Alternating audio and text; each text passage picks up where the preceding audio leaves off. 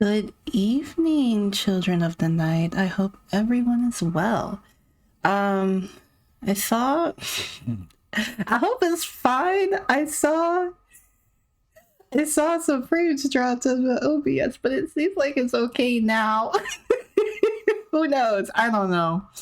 Oh my gosh. We'll see. We'll see. I don't know. But tonight, so no video games tonight. I am going to be doing like a stream, a tier stream.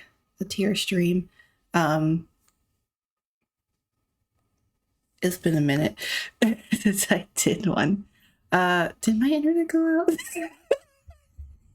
I'm cursed. I think it's back. I think I'm back. I haven't started anything. I'm here. Oh my gosh, why? The internet's been fine all day. All day the internet has been fine. And when I was ready to come here, oh my gosh, okay. I think it's good now. I think we're good now. I don't see any more drop frames. And Stream Manager says it looks okay. Oh gosh. Anyways. So it's been a minute since I've done one of these. I'm moving stuff around because I'm trying to see if I'm online. But I'm doing a tier list. I'm gonna go over what these categories mean in a second. I have been thinking this over in my head forever. I'm just like there's like no way, right? Like there's no way like they don't have their own thoughts on like medicine and like disease and sickness and all of that. Oh my gosh, please don't go out again. Just let me stream once. I streamed for an hour on Saturday because it went out. I'm sorry to everyone if you're getting like 10 notifications from me because it keeps going out or went out. Hey Paige, welcome. Okay, I'm on the internet. At least you see me. It looks like my stream went out twice, so that's not important anymore. But oh my god, what do you mean an ad break is starting in 4 minutes? That's depressing. That's depressing. What do you mean an ad break start? I just got here. What do you mean it's starting in 4 minutes? Okay, so I have a few on here. So there's technically like a little more and there's technically like less. Like there's a lot of obsolete like scientific like theories or belief systems. Like, well, I shouldn't say belief system. But I should make a disclaimer. I have a disclaimer pinned on the stream. I am a medical history enthusiast, right? I have no medical knowledge, right? So for fun, I read occasionally medical articles and journals that have like been peer reviewed occasionally. But I'm just a medical history enthusiast. I I do have a history degree, but that doesn't qualify me. I don't speak medical jargon. So I can always interpret things something wrong. But I'm just an enthusiast. So don't walk away from this somehow thinking there was any medical advice given. I just think history is fun. Hi Lab Coat Cosplay, welcome. I just think history is fun, and I really think medical history is fascinating. So we have only like a few, like there's technically other things, and then there's things, there's like medical theories, beliefs that like overlap or spring from some of these views, but they like most of these are obsolete. Everything is obsolete. Everything is obsolete except for germ theory of disease. Germ theory of disease currently shapes our modern medical perspective. So let me give you like a brief rundown of all of these. So germ theory of disease is the current like medical scientific theory that we believe in. We like this is like we're able to prove that there's things called like microorganisms and bacteria and stuff that exist that contribute to making us sick and like are part of the transmission of disease, right? Of course, there's many other things that are classified like as diseases. It's not pinned again. Ugh, hold on, let me pin it again. It's probably not pinned because my stream went out. There's a pin right now. Do you want to pin it to the end of the stream? Yeah, it's why don't for me? So my OBS might be outdated. What's Stream Manager saying? I'll pin it again. It says it's already pinned for me. I cannot pin it. I'm gonna unpin it and pin it again. Unpin, and I'm gonna pin it again. Manually unpin after stream ends. Okay. Oh, you pinned. Oh, okay. Sorry. Sorry, I just undid all your hard work, Paige. I'm sorry. But yeah, so this shapes our modern medicine. I believe it was proposed in the mid 1500s, then like researched and expanded on in the late 1700s. I think somewhere in there was the guy who got arrested for telling doctors to wash their hands. I think somewhere in there. But you know, like that's how science works. You gotta propose it, you gotta test it, prove or disprove something, and repeatedly test it. But we started developing germ theory like basically when we started developing like the concept of like vaccines. And then this kind of like I didn't intend this, but the list almost kind of goes like in order of like what predates what. Not exactly, because of course I have like a joke category down here, which some of these characters will go in there because you know, ain't no way some people are not like medicines. Like, what are you talking about? Miasma theory of disease transmission. That's old world, baby. Like it's like we have the usage of like roughly things that translate to the term miasma like in different cultures. Like the term like miasma was used, or I should say is, I think, still used depending on the medical practice in parts of like China, for example. But often when we look at records, like miasma refers to like poison and stuff in those contexts. But like we get miasma, the term, from like the ancient Greek word for pollution. It's the idea of bad air can make you sick, right? So like I think most people are familiar with the plague doctor and the plague doctor mask.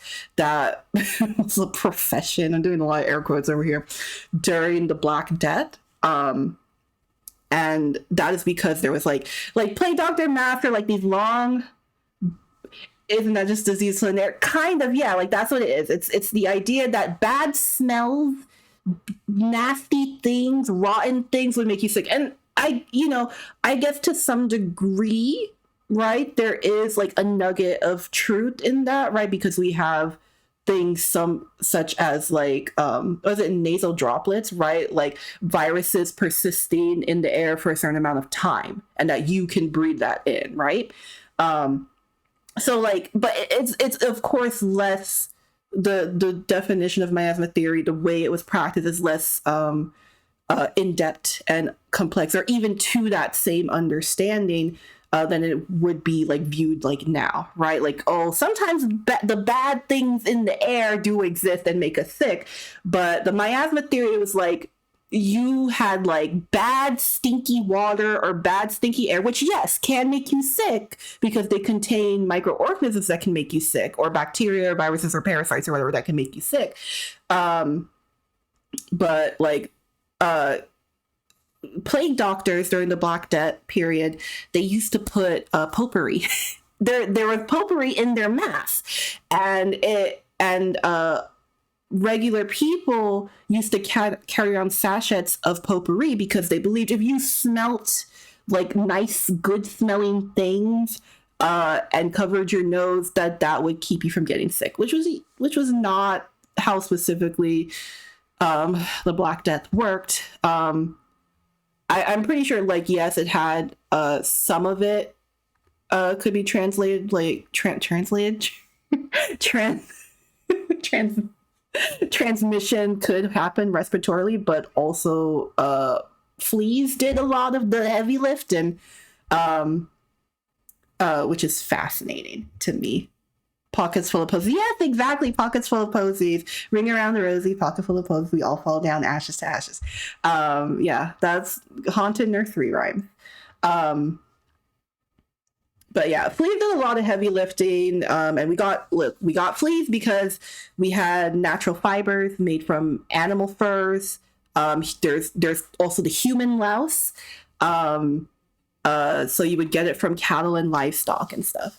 And it's fascinating. Sorry, this is gonna be tangent heavy stream.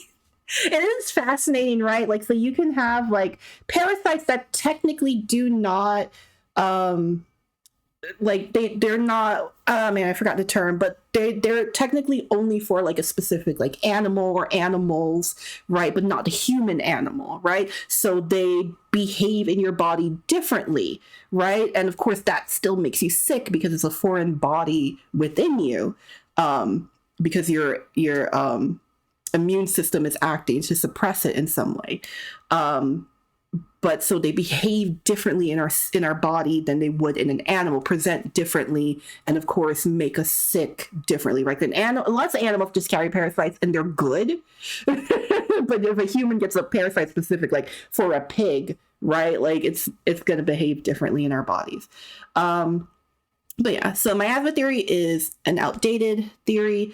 Then there is humorism, or the four humorous theory of medicine, or humorology. There's so many terms, and this is so old. This is ancient medicine.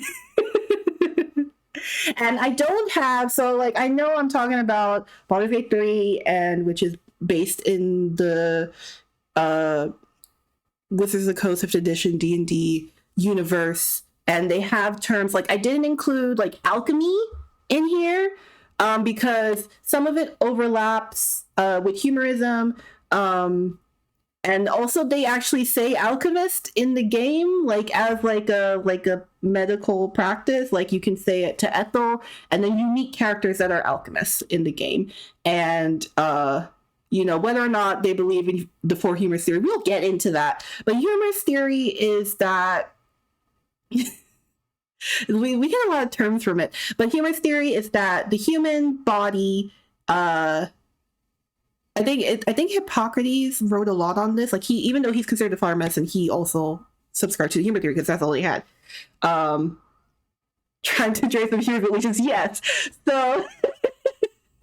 Humor theory of medicine was like, we have vital fluids in our body, right? And there are exactly like four, technically. There is blood bile, phlegm, yellow bile, and black bile. I don't know what black bile is. We have an idea what phlegm is, and maybe what yellow bile could be. But there was this suggestion, exactly as Cosplay said, there's a suggestion in this theory that we have to like balance these humors. You have too much of this, you have too little of this. A lot of it meant releasing fluids from your body in some way. Primarily, very popular, even with the introduction of germ theory. Many and this is why I didn't put Ayurvedic and alchemy like in here, because these are things like still technically practiced today, and there's still things that hold over from humorism, but of course there's other things that are just like, the like contest of like Western medicine versus like Eastern medicine, right? Like this idea of that, and that, yeah, there's a lot of Eastern practices that are not accepted in Western medicine. Some of it for prejudice, but some of it because it can't be like proven. Like, there's like this medical candy, like it's technically medicinal, that my family really liked growing up, and it has lead in it.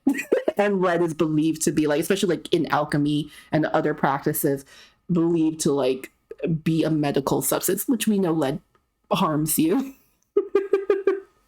But so bloodletting was very popular. Also things that gave you diarrhea and things that made you throw up. Anything to put you down, put you to sleep, and made fluids come out of your body, whether that be like excessive sweat, excessive blood, excessive bowel movements. That was medicine. And to some extent, there's a lot of things, and there's a lot of snake oil today that still pushes that ideology. Like, you have to, like, if it's bad, it needs to come out of you, kind of thing, right? Like, not everything is a cancer that you can cut out, right? And even then but humorism also like led to like other practices, like I was saying. But one thing, I didn't put it in here because it's racist, but if you know what phrenology is, or like when people studied people's like skulls and stuff, and you're like, oh, you're this smart, or this like the size of your forehead, your brow indicates your intelligence, and this way your nose is shaped indicates the like whatever, like there's a lot, right? And like that, and then phrenology gave us the terms like melancholic and stuff, and so like it was like to describe like your mood and stuff. It's a lot, but yeah, humorism's bad. It's not great, but I mean, it's all people had at one point. Then I had like supernatural or divine causation, which is going to be probably more of a stretch, but there's still people today who are like, well, you're sick, right? You have a chronic illness because of you need to seek your creator's forgiveness or whatever, right? People still believe that to today, but that's not science. That's your belief. We'll probably go more into when I put the characters here. There, I'm like that. They definitely believe in that, and it's hard to argue it again because it's like this is D&D basically. Potatoes and socks. That's just like a category. that's just a category of like home remedies, things that are placebo. More so like the that's what this is for, right? Because you've heard like it's an old wives' tale home remedy kind of thing. Potatoes and socks, right? Like put raw peeled potatoes in the socks of your children, and when it turns brown, you have taken the disease out of their feet. And that's not how sickness works. You can absorb things through your feet, but very specific things, or things can get into the skin of your feet, like hookworms, but potatoes oxidize, that's all it is. And there's a lot of sickness, like there's a lot of viruses that you truly can just write out. There's like nothing, like there's no medicine for it or anything. So like, if it's something that you just need to sleep off, right? Like, then of course you're going to start believing, oh, it worked, right? Like, because sometimes fevers, like, yes, we can treat fevers with like ibuprofen, but it's not like, I'm not going to go into like all the detail, but it's not always the best for certain things. And of course, like, children up to a certain age can't have a certain amount of medication. So, there's a lot of things like you will just sleep off and you're good, which is how it works sometimes. And also like placebo-y kind of medicine. So don't don't come at me, don't at me, because I still use it. But like Vicks and like Tiger Balm are now more than ever like proposed to be like, well, maybe this is more of a placebo effect than actually doing anything, right? Because I mean, in fairness, it's petroleum, right? Or petrolatum, and it's mixed with camphor, right? Or like some kind of like minty like sensation, spices and herbs, and maybe a little pepper. Maybe a little pepper. I know cheaper Tiger Balm and then like Tiger Balm patches have capsaicin in it, which is pepper.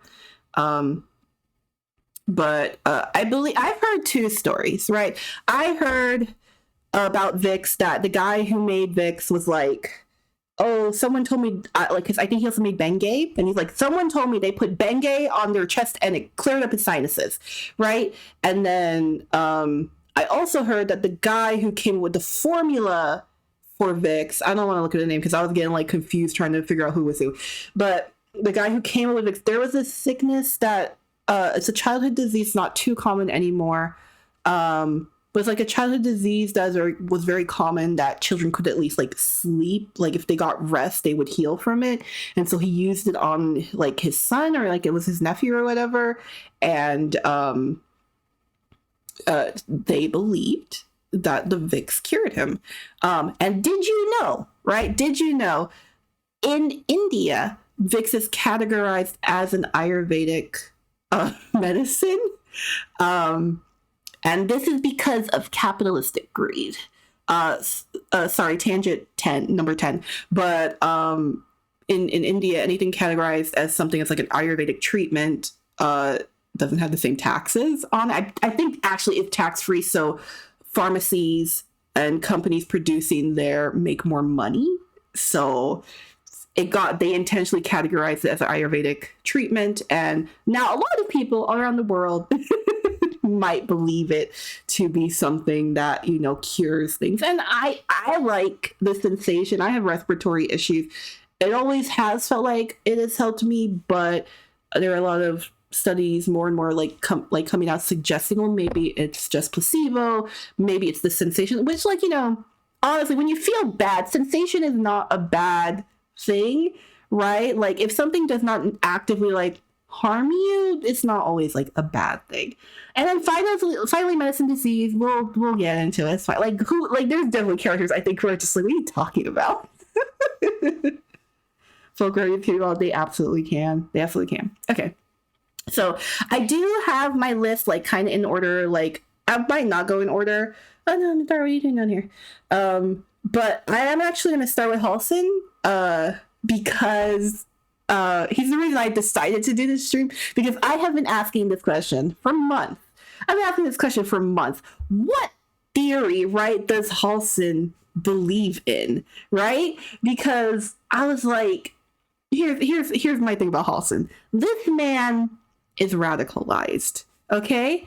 And he is very much healthcare for all, housing for all, right?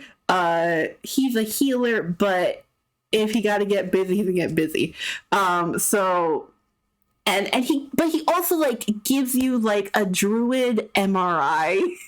If you save him and you talk to him and you don't engage in a fight, he scans your face with some kind of like magic he manifests in his palms. It looks like mud and leaves, and there's amber light, and it's over your face, and he detects. You don't even have to tell him you have the tadpole in your head. He detects it somehow.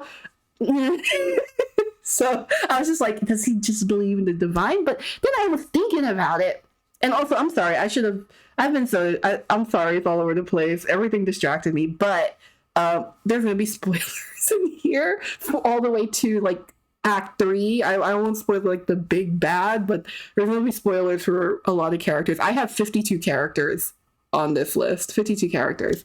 I tried to do characters that were related to like a quest that you would actually like talk to and see through all the acts, or that you just like met like in an impactful side quest. So sorry. How believes the power of nature and friendship. Well, see, that's the thing. Halson as the fiction introduces, is a revered healer, right? Everyone really looks up to him, literally, figuratively. He's very tall, but also people are like, he's really good at like what he does, right? And we learn that he researches. Now, listen, I love him. I know Halson is walking out here with an 8 intelligence, meaning he has a negative modifier to his intelligence, where he's a -1.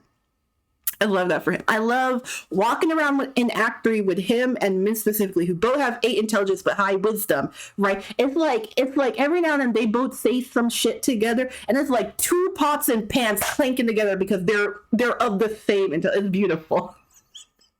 But, you know, how you view intelligence, wisdom, blah, blah, blah, right? All these stats, right? Like, you can't think about too hard, but, and I'm thinking about it very hard anyways, but he's a researched man.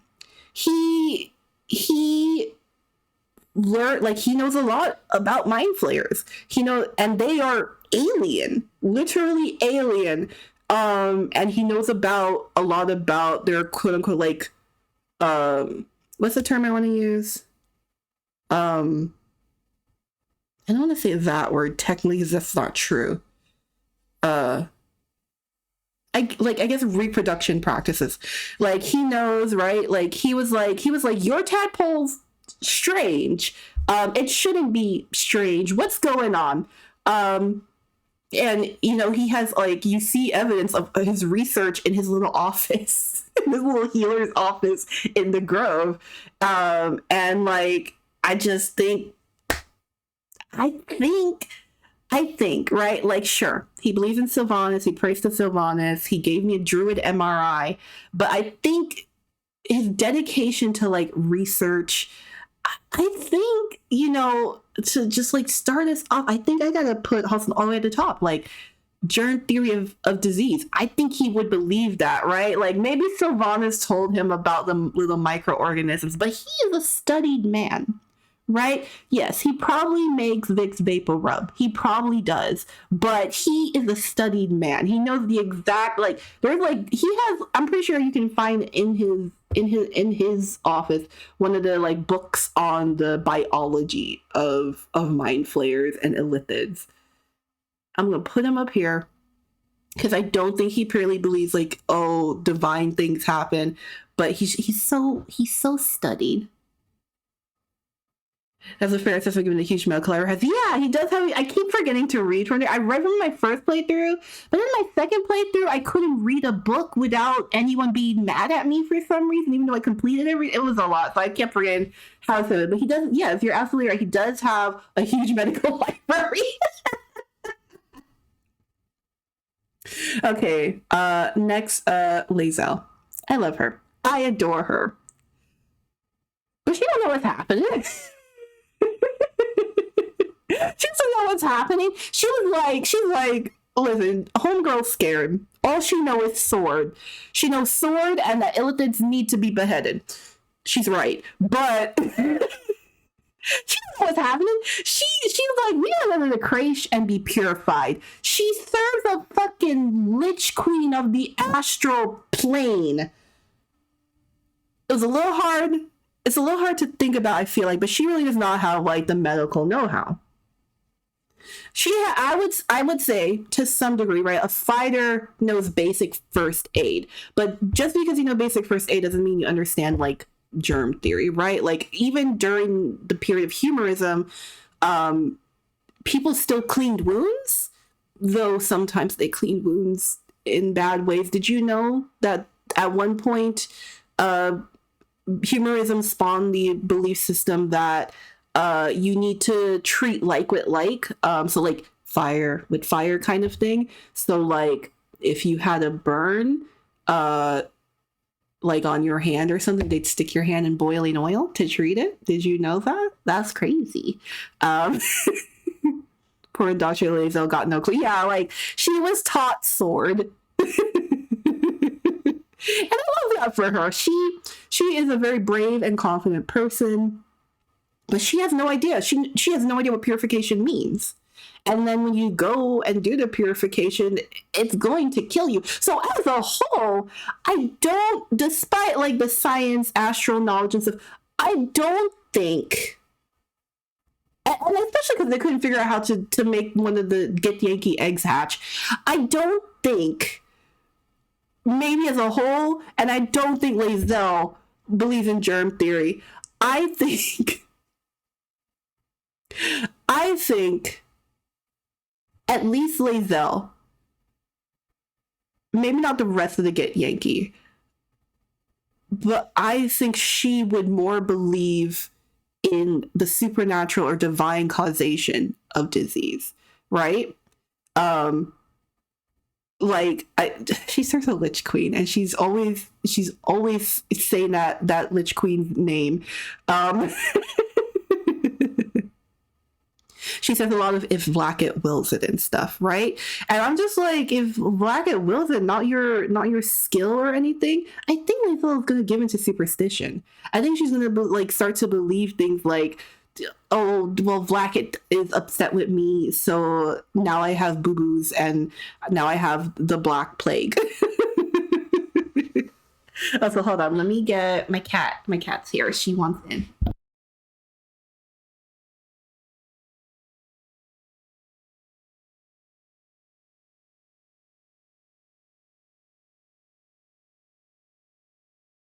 Okay, but yeah, and I know that in like the D&D world and all of that, right?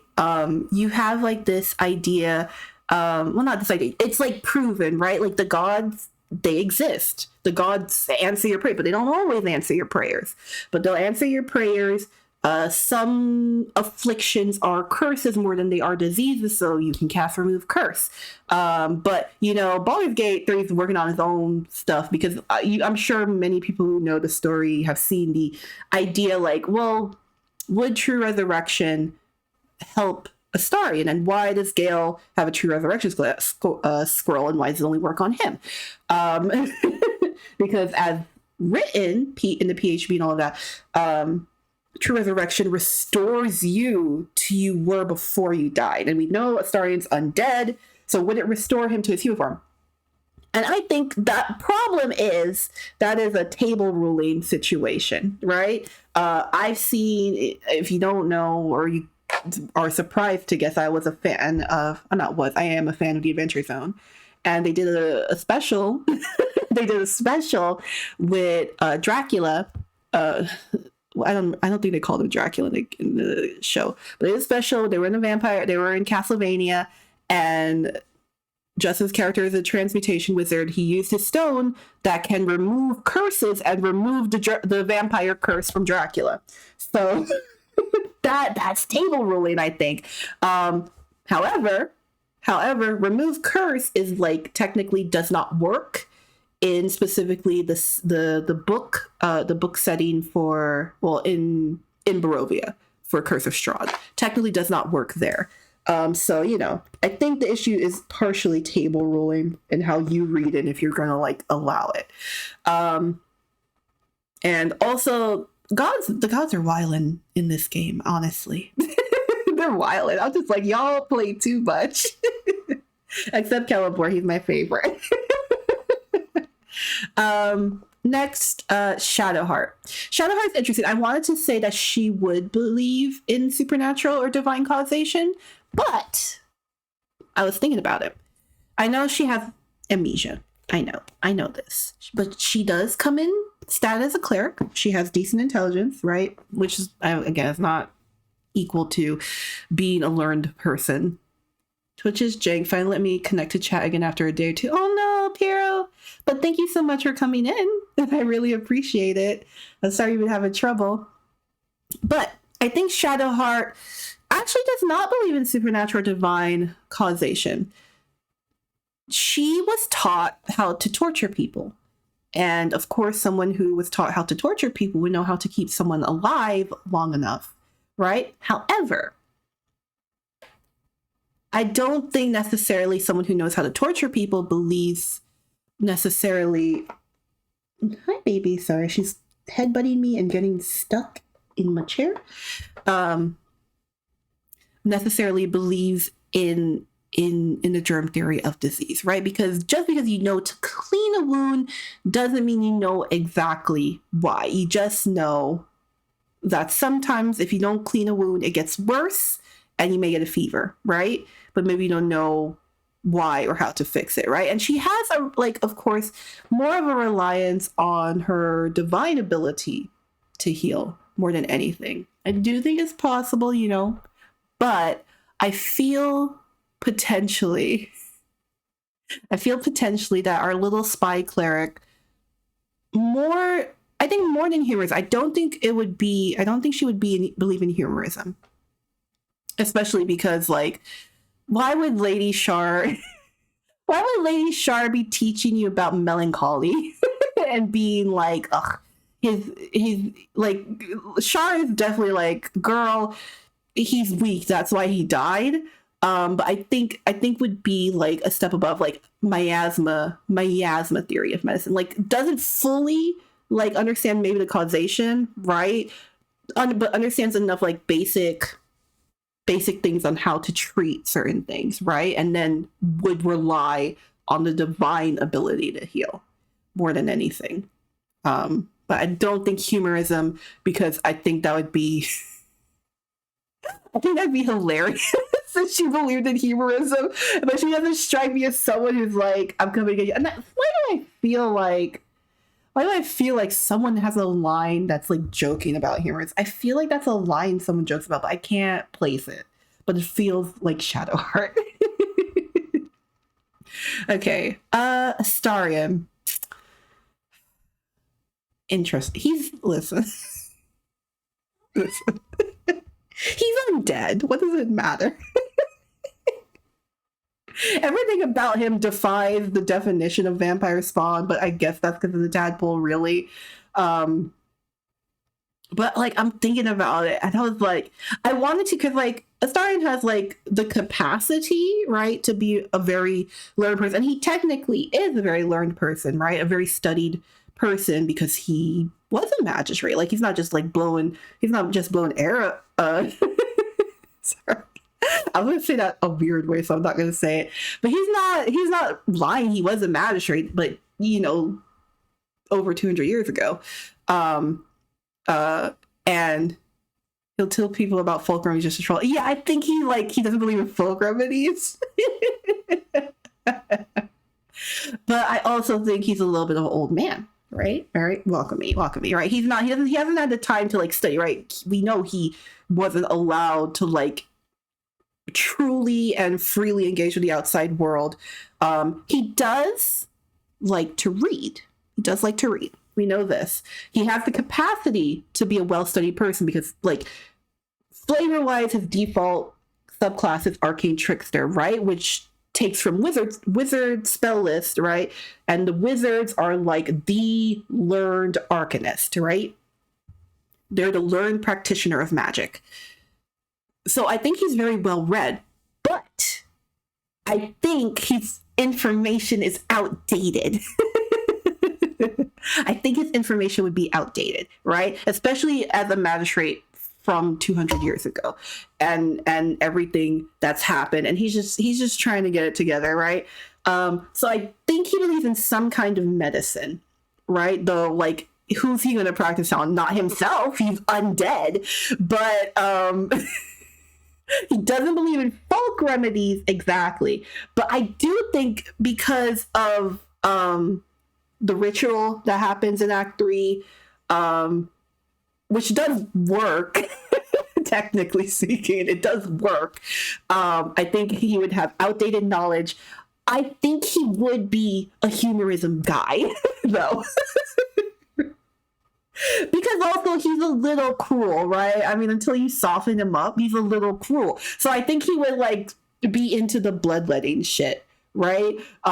He would be well, I mean, it's working, isn't it? You're pooping your brains out. It's working. Here, eat this. You're gonna poop for a whole week.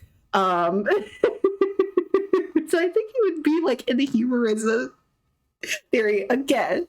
It's not to say that he's not capable of knowing better, but I think he would be outdated. And I do like you have to consider, right, to know about humorism, to practice the four humors theory of medicine. It was scholarly at the time. It's debunked, it's obsolete now. But at the time, if you were a learned person, you could afford to study, go to school, you learned how to read, you believed in humorism because like that's what everybody was doing, and you had to be on the up and up. I'm so serious. It's funny to look at now, but like he's an old guy. He's an old guy. He's an old guy. He has the capacity to learn German theory, but he's not there yet. Gail, I just went over a thorn. I should have ordered it a little differently. But Gail, like, I think he does believe in germ theory of disease. He's not medically trained or anything like that. But Gail would hate to be wrong. Not only would Gail hate to be wrong about medicine, right? Not only would Gail hate to be wrong about the medicine. Like, I think Gail is like smart enough to be like, I think most people, like, he's smart enough to have like basic first aid training. I don't believe he has the medicine skill. Gail's a nerd, director. Yeah. Like, I think he's a studied man. I know I just said studied people would believe in humorism, but also, just like Halston, he's a studied guy. And he would hate to be wrong, right? Maybe growing up he believed in humorism, right? But now he's a grown man. He has his own affliction of sorts, though it's a little wild, right? There is also the theory of addiction, right? Like implied like in the game through these characters, right? Because he literally are addicted to magic. But I think he'd hate to be wrong, right? Because like he's been, I don't know how old Gail is. I don't know exactly how. I feel like the man feels 33 to me. He's probably a little bit younger.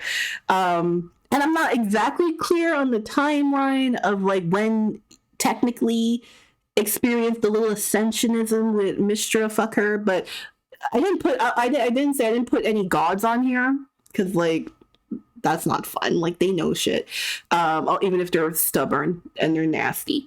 But like I just like I'm not clear on the time of that.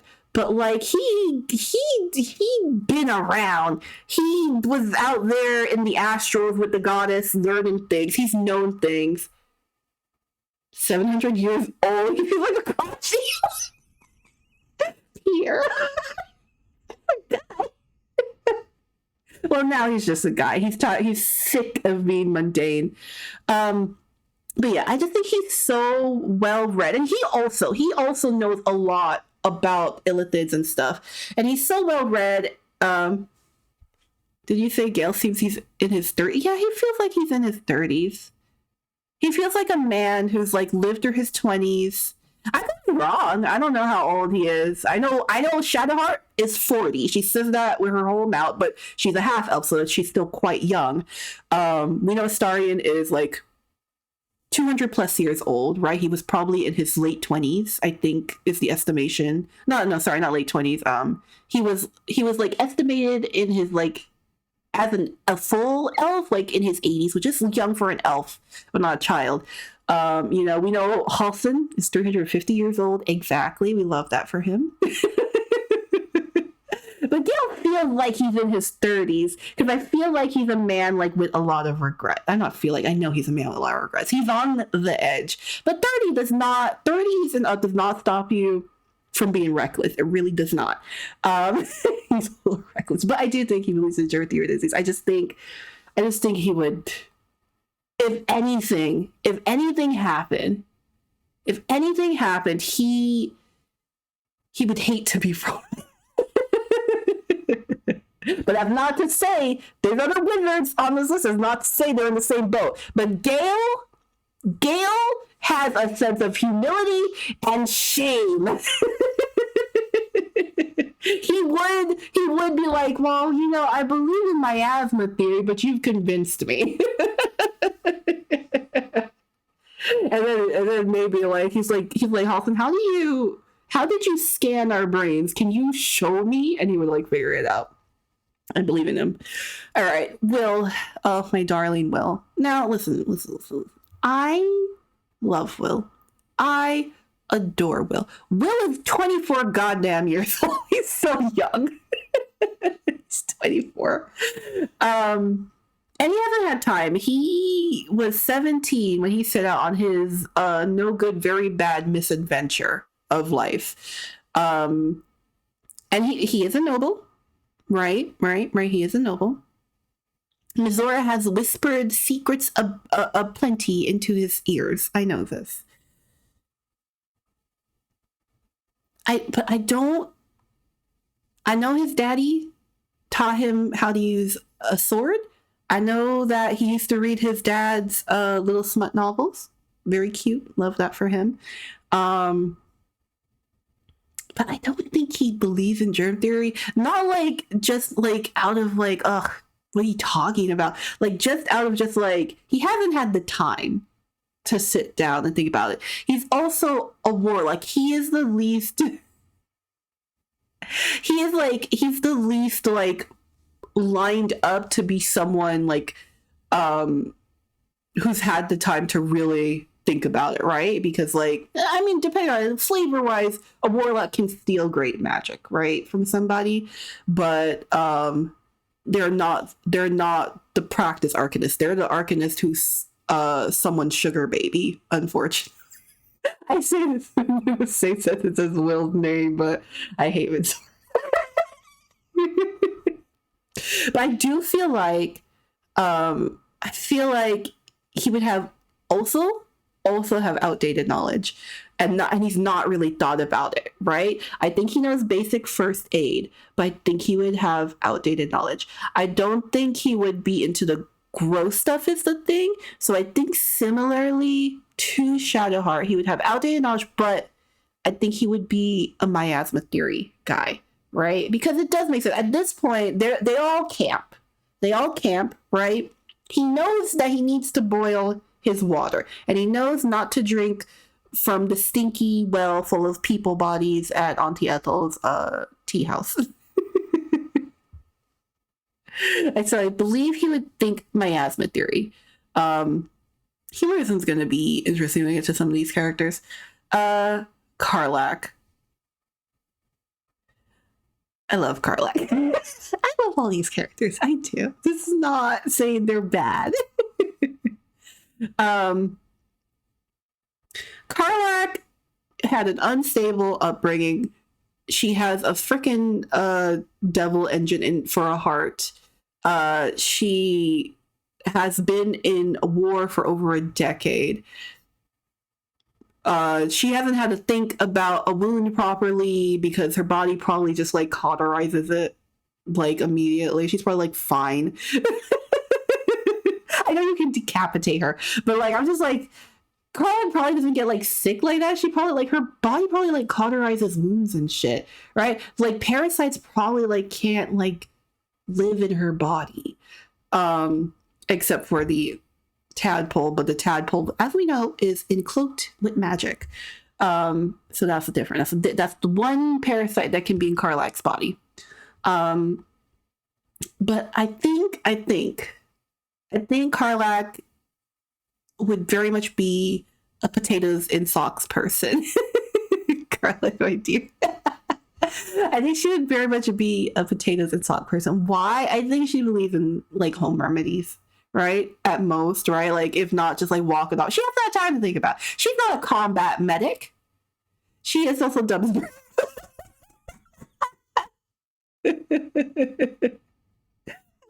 She's very kind. She hasn't had time. She hasn't had time to think about it. Right? Like, what is it? The idea that chicken soup will cure you of a cold, which is not, it's not a cure for the cold, but it does help. Why does it help? Because it's providing you with hydration, which often is what kills a lot of people when they are very sick, right? Either too weak to drink water themselves, or they have a fever and so they sweat out all of their bodily fluids, or they are sick in a way that makes them shit themselves to death, or many other things that make your vital fluids come out of your body. But also, soup is very nutritious, so you're getting nutrients in your body that you would need, easily digestible nutrients, mind you, because it's all broken down and boiled into soup and stuff. So I think, unfortunately, Karlach would be a potatoes and sauce person. Would she stop if you told her, Karlach, that doesn't work? Yes, she would. She's not someone who's like fairly adamant on it working. Like she would stop. She would stop. Carla would be like, I'll chug 5 gallons of chicken soup to cure. Yeah. She would. She absolutely would. And that's okay. That's okay. I think if you told her, I was like, if you were like, Carla, this is how medicine works, she'd be like, oh, okay, soldier, thanks. Like she would take it in stride. She would not be like on Facebook being like, put potatoes in your children's sauce. She would not be on Facebook like that. She'd be like, huh, you make a valid point. Minthara. This is not for a lack of knowing better. I think similarly to Astarion, she just likes the bloodline. She's a very cruel woman, right? You have to fix her. And even then, you have to fix her. But I think, I just think she would believe in humorism. In fairness, she was abandoned by Lult, I believe. That's technically what happened. And so she's not happy with her goddess. But I think she would just be like, she has like hanging bodies in her front yard. Like, I just say she'd be in the humorism. I think she could know better, but she doesn't care. I think she could know better, but doesn't care. And also was like, I've had great results with this. Perfect results. I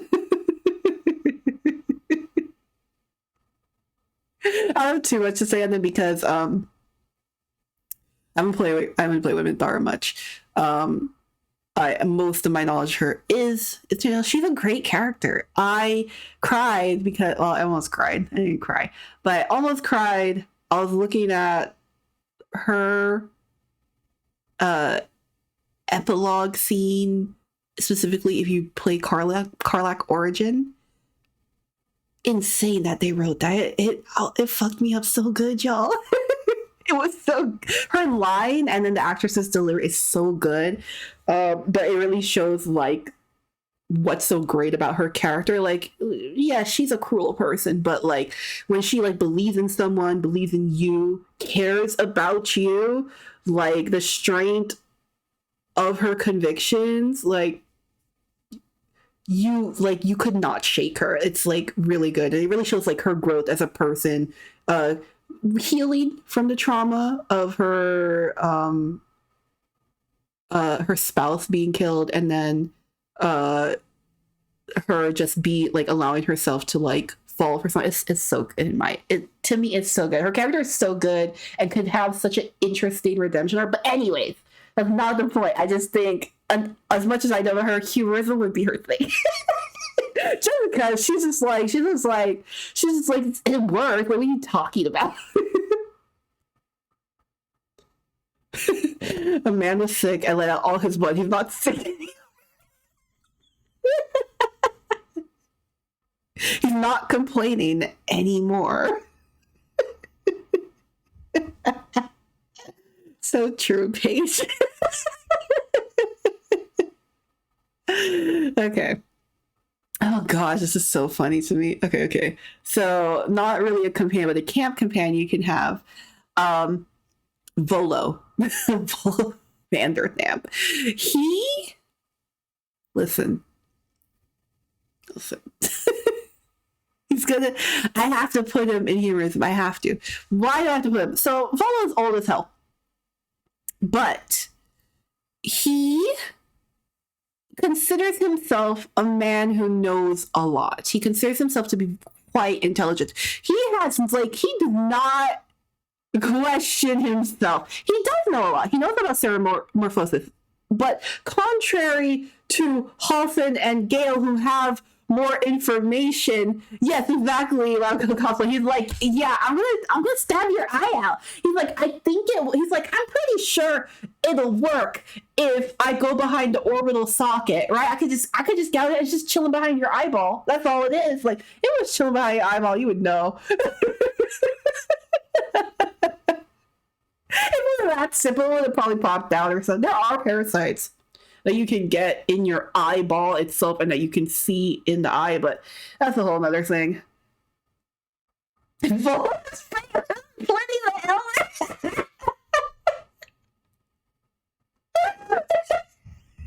honestly, he's probably writing the fucking books. He's probably like,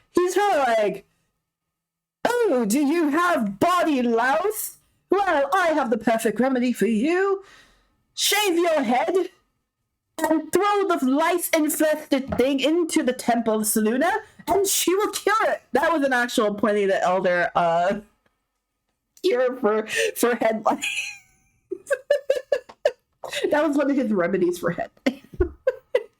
I think it was a little bit more involved. It was like a ritual thing, but like, of course you got rid of the lice. That way you shaved your head.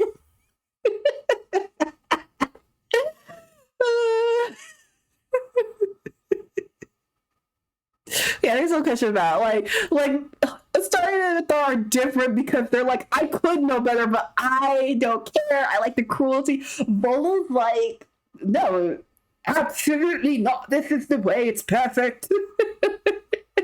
That's just making things so much. Exactly. He'd fuck you up. He'd be your worst doctor. I know he'd give you a magic eye, but like nothing. That's not scientific.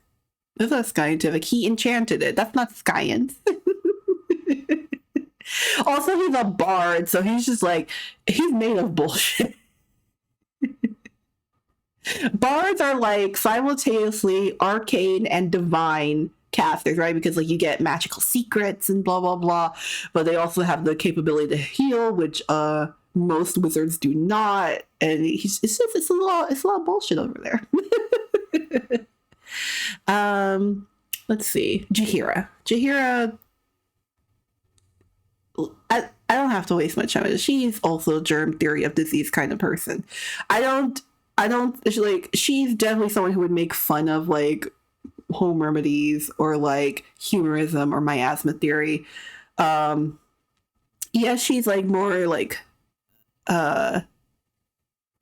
she's more of an upfront fighter with her two swords, or she wants to be. She tries desperately to be.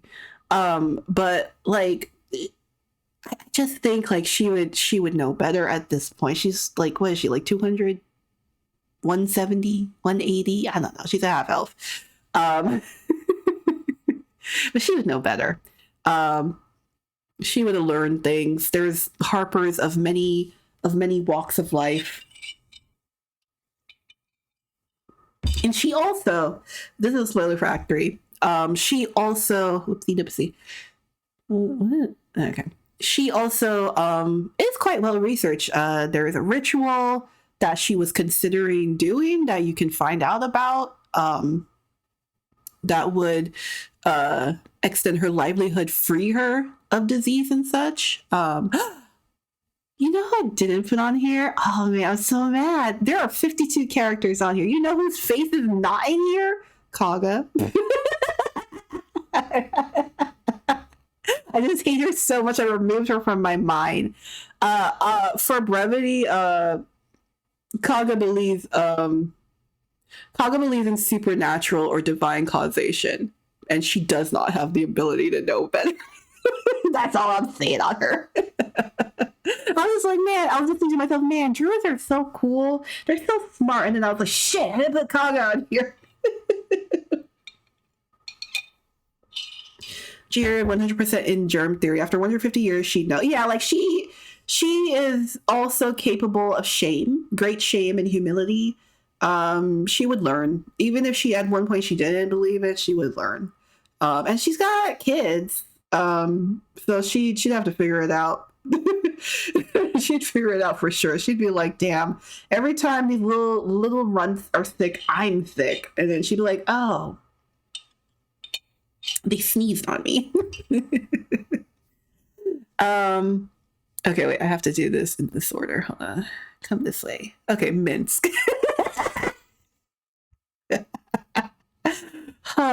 Minsk, you beautiful. He's not.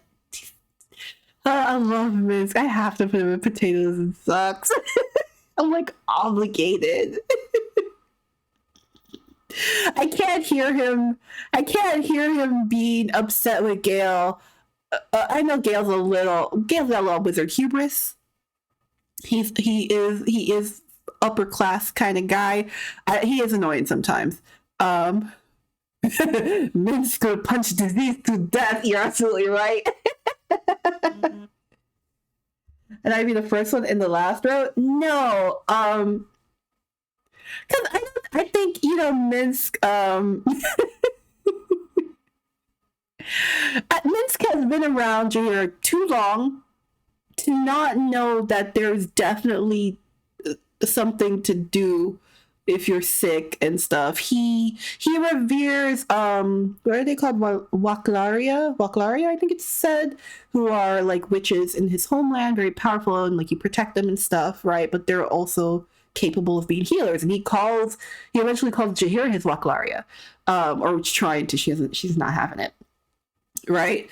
So they're like healers and stuff. So I think he has like a vague idea, but he's very busy being a hero. And you're correct, he would punch disease to death, which technically you can. I think if you kill an avatar of death, you've punched disease to death. I think that translates.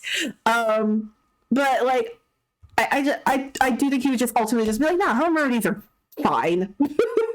Also, he's there. He and Karlak both got sick, and they're both having a drinking contest on who can drink the hottest and most soup the fastest. They're both doing that right now as we speak.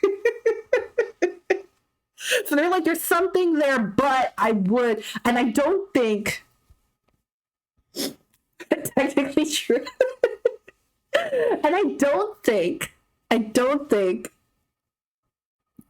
you could dissuade him, because once he gets rolling, he's really rolling. Yes, he is very, very, very wise. He's very insightful as a person. But that doesn't stop him from getting carried away with things. And I think he would get so carried away, and he would like, maybe not exactly potatoes and sauce, but he would just be like, everybody, look, I figured it out. And he would just tell everyone and spread this little home remedy that just doesn't work, but like, Minsk accidentally pushes snake oil. I hope that's a DLC for Baldur's Gate 3. But I had to do this order. So, Boo, okay. Boo is not a regular hamster. Boo believes in germ theory of disease. Why do I believe Boo believes in germ theory of disease? First of all, to lay out that he really is not a regular hamster. You have specific dialogue. Boo, germ theory. You have specific dialogue, right? You have specific dialogue if you have the speak with animals spell. You specifically say to Minsk, I can speak with animals. Why can't I understand him?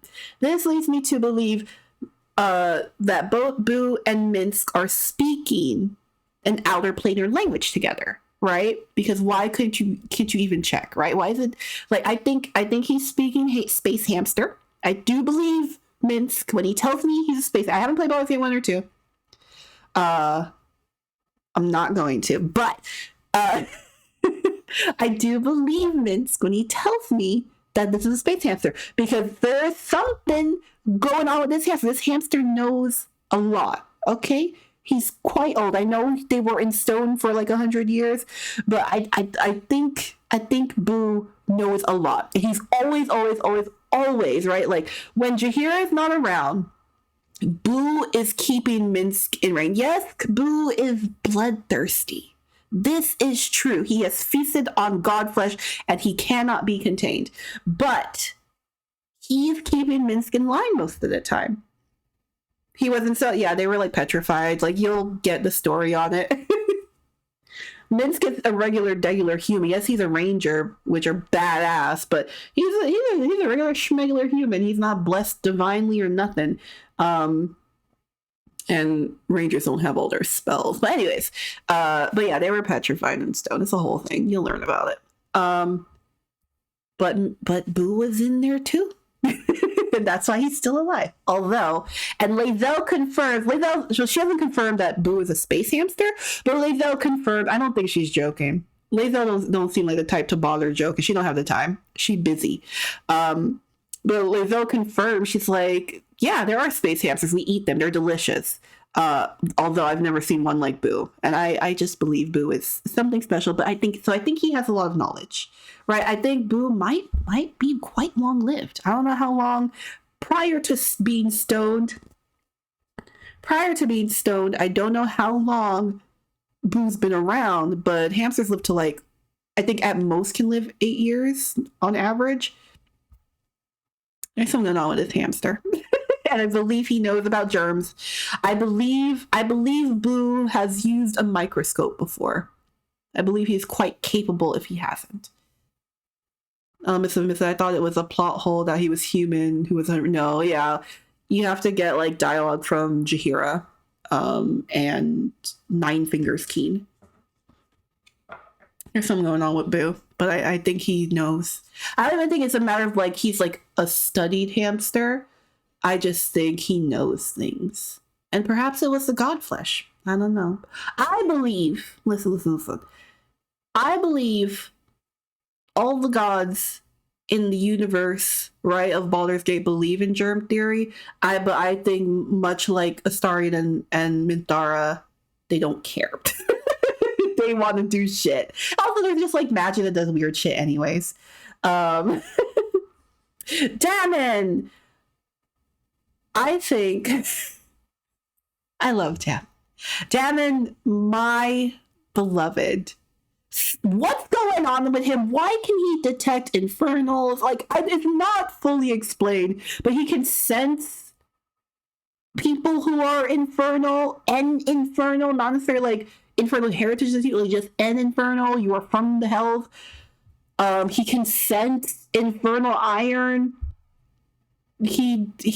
He makes you your infernal things, items in like 5 minutes. Like, there's something going on with Damon. I think Damon is a wonder, a delight. But I think because of whatever's going on with him, and he listens to Karlach's heart. And it's like, yes, just like my Ford Focus from 1970. I know exactly what's wrong. I feel like Damon. And I also because like, not to say, oh man, damn, he couldn't figure it out, because he can't figure out how to completely help Karlach by the end of things. But I think maybe to some degree that is the extent of just like his blacksmith knowledge, right?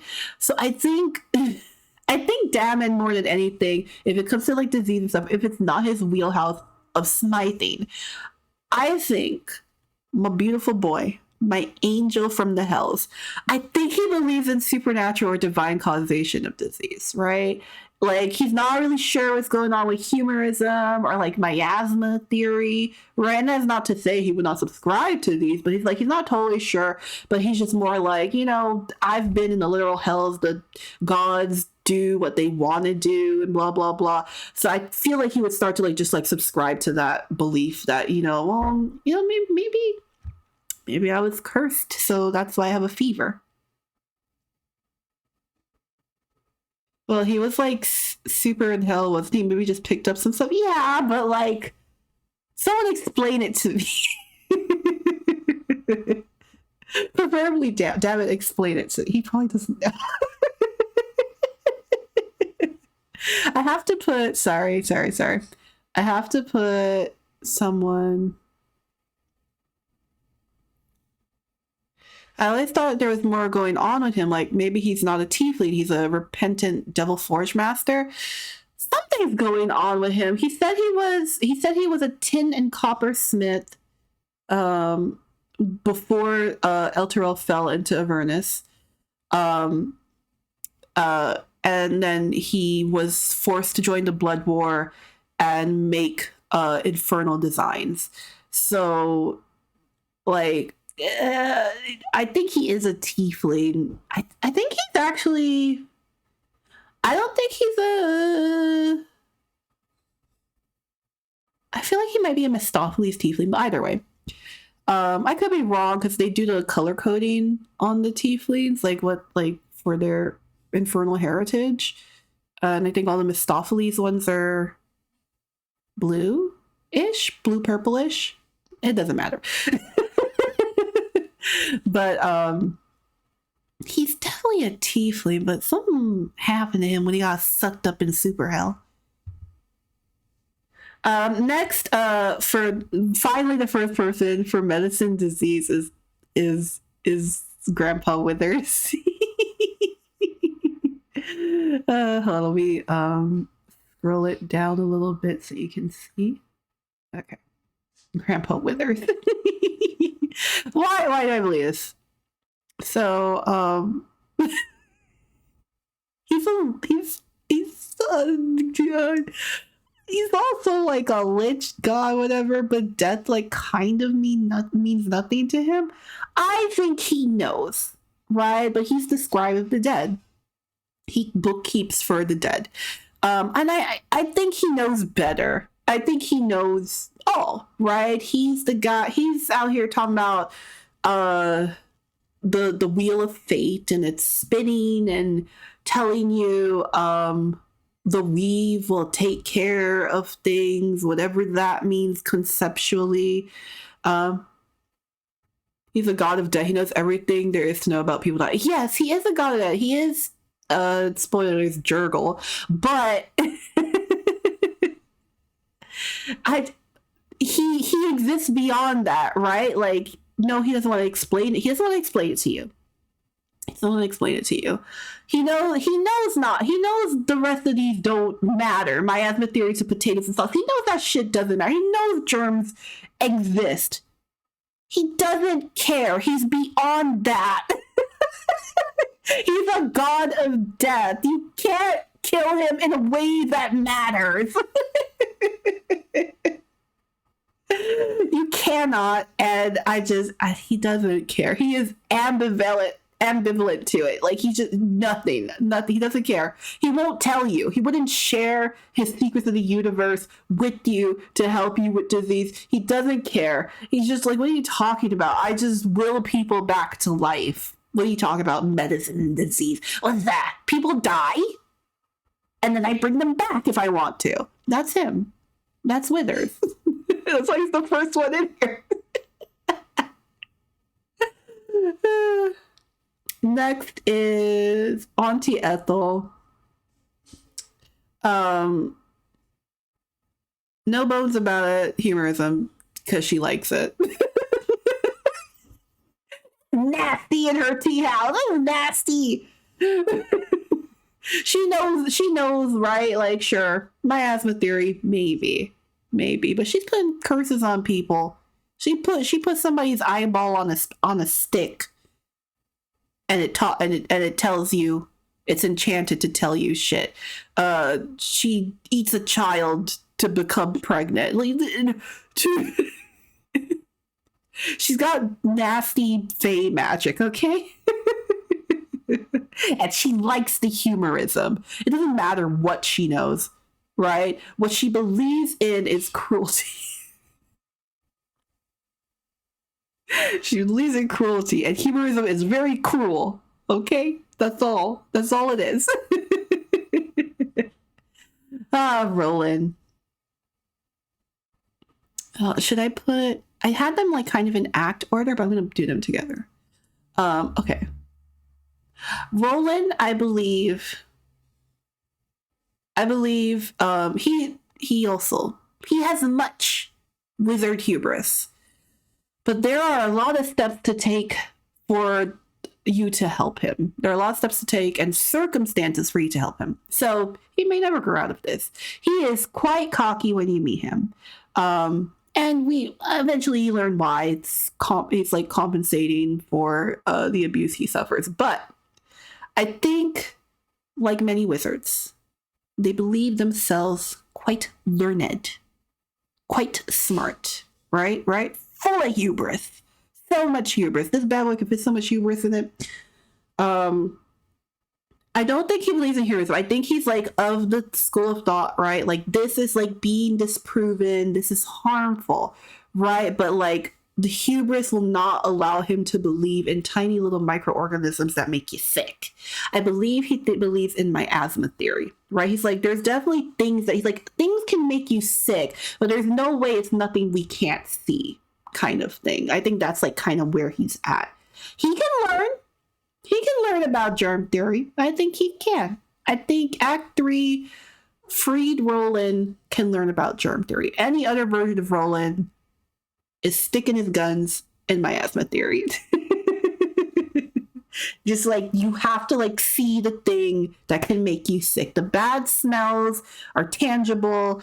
The bad water is tangible. Like the vapors are real. Like, I think he's just like, you have to see it. You have to see it. That said, his teacher, whatever, fuck him, Leroican. Fuck this guy. Doesn't this guy have the most punchable face you've ever seen on this God-given earth? Hate him. He deserved everything he got. But I think, contrary to teaching Roland, right? I think similarly to wizards, I think Leroican is like medicine disease. I'm the strongest fucking wizard in Baldur's Gate. Sorcerer's Sundries is my tower.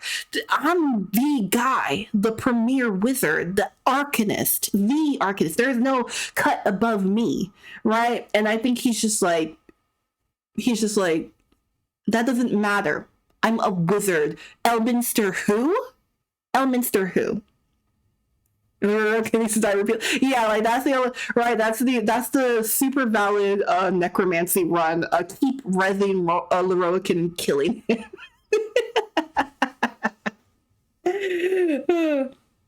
Yeah, I think he thinks he's like above medicine and disease. I think he does. I'm sure in his younger days, however old he is, because I don't know how old Leroican is. He strikes me as like he been around, but like. I really have finished because I met several of these people. I'm sorry. You're about to boot it up. He's all the way in Act 3. I hate him.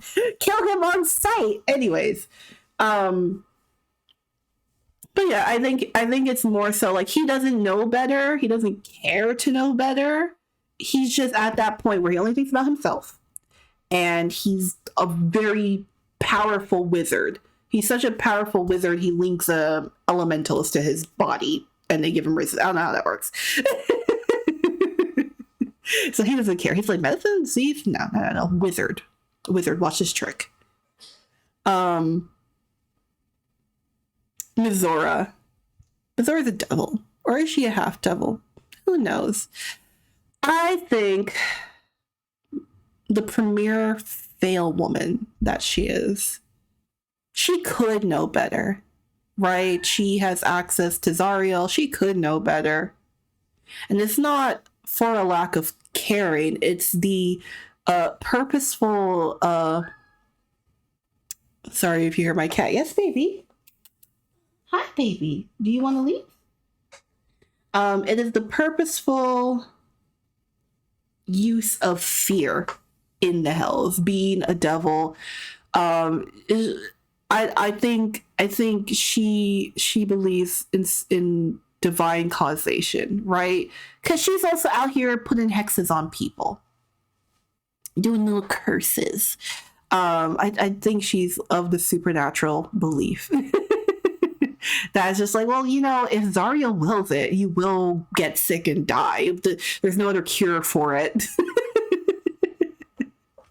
She doesn't have time to worry if that's real or not. She's under Zariel's protection. Why does she have to worry about it? She just needs to know that she can curse you and you get sick. And that's all that matters. Kit Thrakavos, germ theory, no question about it. Reason why do I believe this, even though I said all I said about like Lae'zel and other Githyanki? Hold on, sorry. I think he believes in germ theory of disease because my man got all the secrets. He knew all the truths, all the lies of their Lich God Queen. He knew all of them. He is the proposed hero in the legends and the villain in reality, right? All in quotations, of course. Excuse me. And he would know better. He would know better. He would have found out. He was like, not only are you lying to us about the prince, you're also lying to us about how sickness spreads. You're not causing it. There's little microorganisms and viruses and stuff that do that and make us sick. You know, we love the radical up here. Oh, baby. Well, you want me to scratch your ear? Who's next? Priestess Guts. You know, Goblin's got a bad rap in here. I don't think she like. I don't really think she like believes in like humorism necessarily. You know, even though she is a goblin and she does brand you and she does poison you. She puts you to sleep, give you a little nap. But like, I feel like outside of indoctrination by the absolute, I feel like, you know, she's an old little goblin lady. I feel like in the truth of her heart, she believes in potatoes in your socks. Absolutely believes in potatoes in your socks and wants you to put potatoes in your socks all the time, every time. Be like, Grandma, I feel bad. Well, did you put potatoes in your socks? Like, I feel like that she would do that constantly. Dror Ragzlin. I would say of all the goblin bosses you can meet, I had a hard time like getting like a full conversation out of him. And like, so my gauge on him is that he would believe like in the supernatural. Like, I feel like he would really be like, Magoobliet has cursed me this day kind of thing. Like, that's just his vibe to me. Zevlor, my beloved. Miasma theory. No, I'm kidding. I do think he'd also believe in the supernatural cause.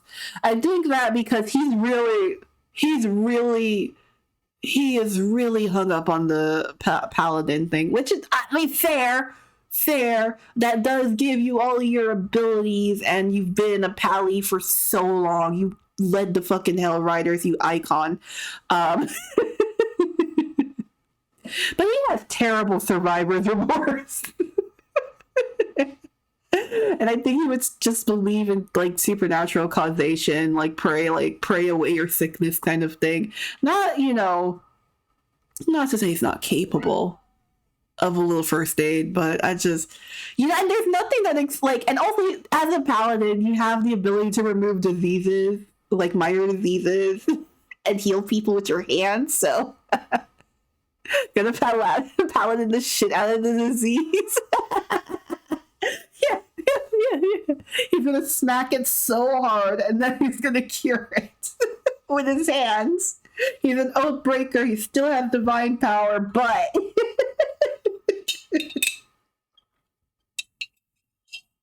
I'd also like a Zevlor DLC. Zevlor kissing simulator. Alfira, my darling, my angel. I think similarly is just like, well, I'm like kind of well read. I'm a bard. I got other things to do. I feel like well read enough to know like something's going on, but would probably subscribe to miasma theory. I love Alfira, but I think she subscribes to miasma theory. No super strong reason. I don't like see her being like studying to learn about germ theory. Ooh, okay. This one is interesting. I was excited to get to this one. Darret Bonecloak. So a dwarf you can meet in the Underdark. Now, here is the truth, right? Cure-alls cure nothing. I believe this is the truth. However, she does sell a cure-all that does work. It is hard to think about.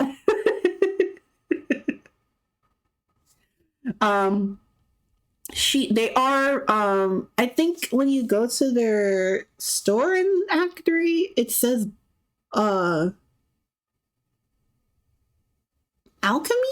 Something like that? Alchemist? I don't remember. I've been there like so many times, I don't remember. I feel like I don't think she's not bothering to like learn about Jupiter. She's like, I found the weird mushroom that works. Noble stock fucking works. It does work. It really did work. I gave it to her. She comes in Act 3. She has a million of them all of a sudden now. I took it. I had a mummy's curse on me, and I ate the mushroom, and it worked. Hold on, my cat. Yes, baby. Okay. Oh, okay. Hi.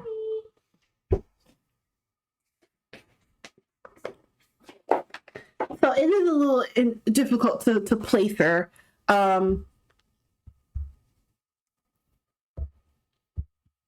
But I also think it's very possible, like, well, no, I was going to say that, but she sells potions, which very likely means she makes the potions herself.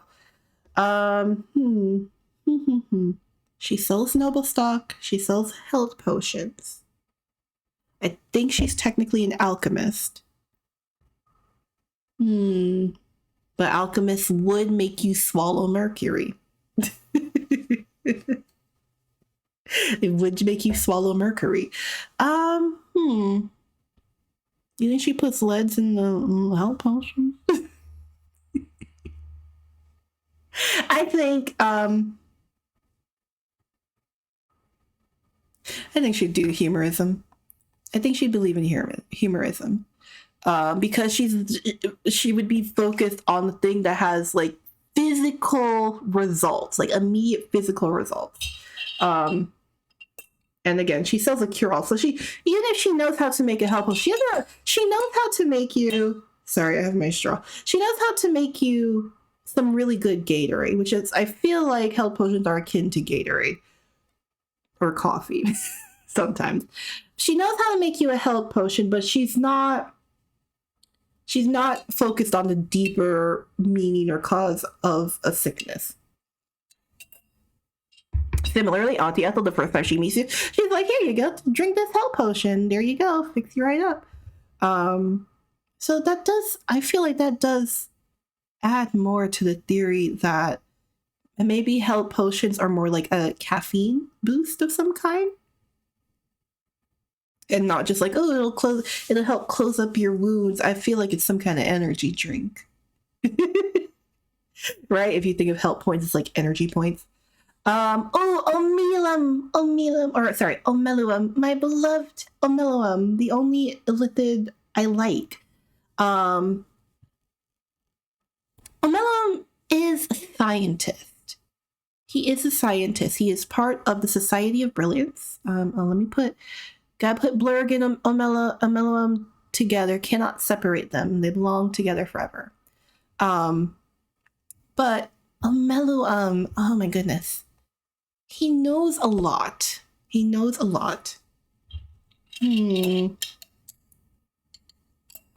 Sure. Some of it is because he is an illithid, But in his prior life, he remembers he was a spellcaster of some kind, which helped him break from the thrall of the elder, right? He does give you a weird little concoction made of mushrooms that I think kind of poison you. I think also he would be a humorism guy, right? Like occasionally he gets results. He did feed you poison. He gave you poison. That's just the truth.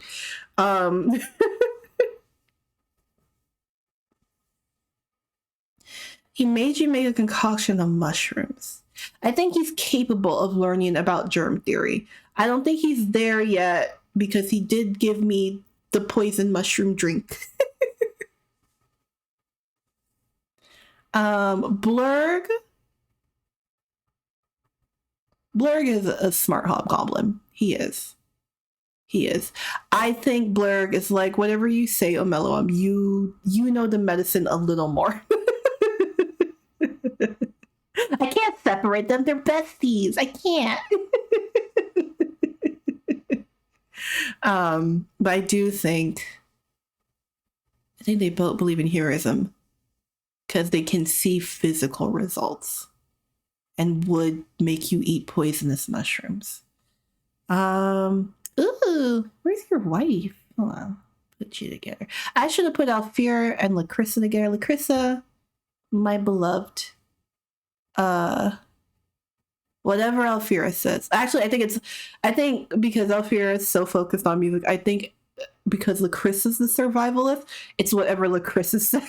And I think Lacrissa believes in miasma theory first, and Alfira believes it because, well, continues to believe it because Lacrissa believes in it. I don't have too much to say on it. Like, I think Lacrissa knows what's up. Something's going on. I think miasma theory would come close, but who has time to study? Dame Island. Sorry, Dame Aylin. I was remembering how to spell her name. Dame Aylin. Medicine disease, what are you talking about? She's immortal. What are you talking about? That means nothing to her. I'm sure she would believe her wife, but she's like, what are you talking about? Medicine? Disease? Have you seen me? Are you not basking in the glow of the moon maiden? The moon maiden's light will cure all. if you think you are sick, whatever that is. I don't know. I feel like this ASMR has never been sick in her life.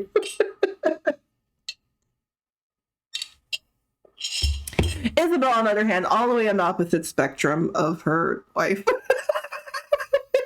Sometimes entirely different schools of thought can be married, I feel like. She just flexes and stresses all the things afflicting her dear Isabel. But the truth is, it's Isabel fixing it. Yes, I know Isabel was like recently-ish brought back to life and was dead for like 100 years or whatever, but I don't think she's purely like oh man, like it'll be like supernaturally caused or anything, because she is here to help people. She is here to guarantee the safety of people, and I think especially with her proximity to Jaheira, however long they spent time together, I think she would like learn about germ theory from Jaheira.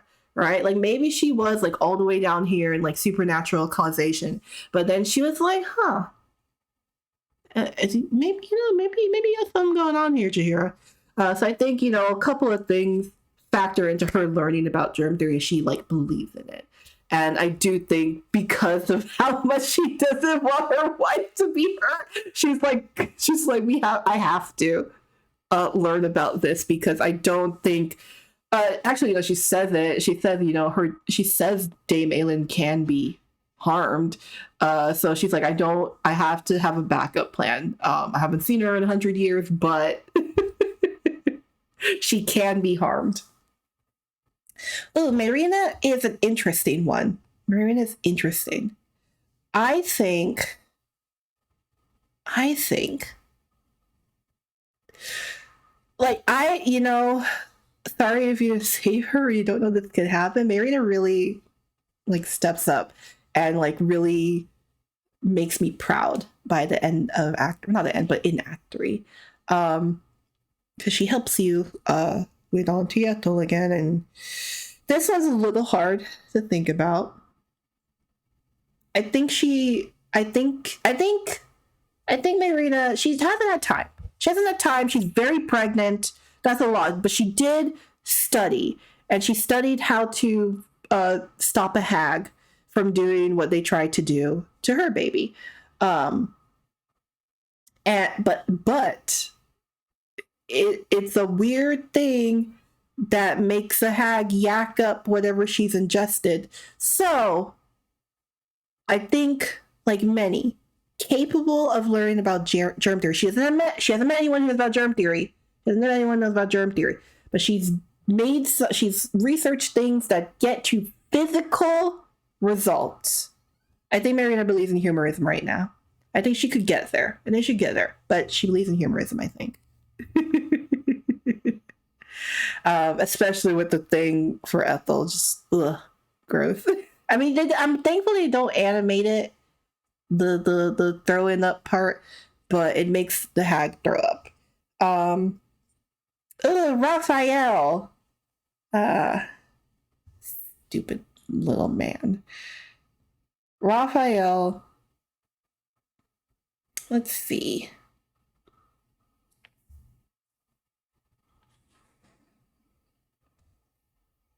I think similarly to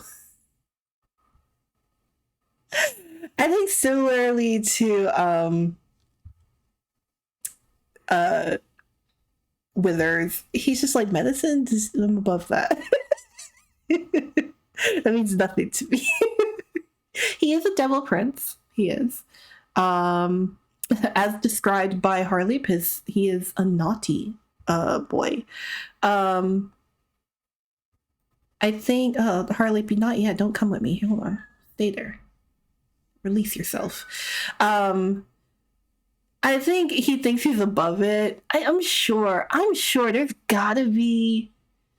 No, not potatoes and socks. I think Raphael's like oh wait, are you asking about the category? Potatoes and socks. It's just like for people who I think believe in like home remedies, right, and don't like subscribe to germ theory or any of the other like academic schools of thought. But I think Raphael thinks he's above it all because he is like he's so used. When you read anything from Raphael, he's so used to getting his way, and he's like, "I will not be denied." And I'm like, "Shut up, Raphael! Get wrecked! I'm gonna kill you again." That's okay. You can see the road. Yeah, no, I had it like scrolled, so it may have just been covered up. Yeah, I had it scrolled. But yeah, I think Raphael's like medicine disease. That's nothing. I'm a devil prince. I'm a devil prince, and I'm gonna get what I want. I love to hate him. Harley has a job to do. I think Harley's an incubus. He looks like Raphael, don't get it twisted. He is an incubus. He is a little freaky deaky. But, you know, as all sex workers know, you have to keep it safe. Well, I know Raphael messed up, but I'm sure Harley was just like making sure he's good. I think Harley knows about germ theory. He's the incubus from the hells. He was sent personally. What's his pappy? What's Raphael's pappy's name? It's not Mephistopheles. I don't remember. His daddy is one of the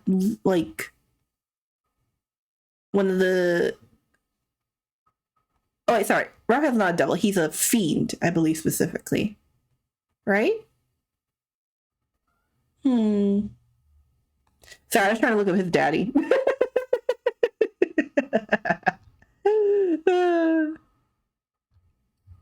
I just played his area again. I kicked his ass so fast.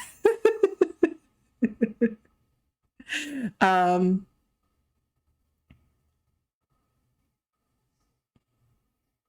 oh my gosh. Sorry, I just saw the approval scores for interacting with him are written out.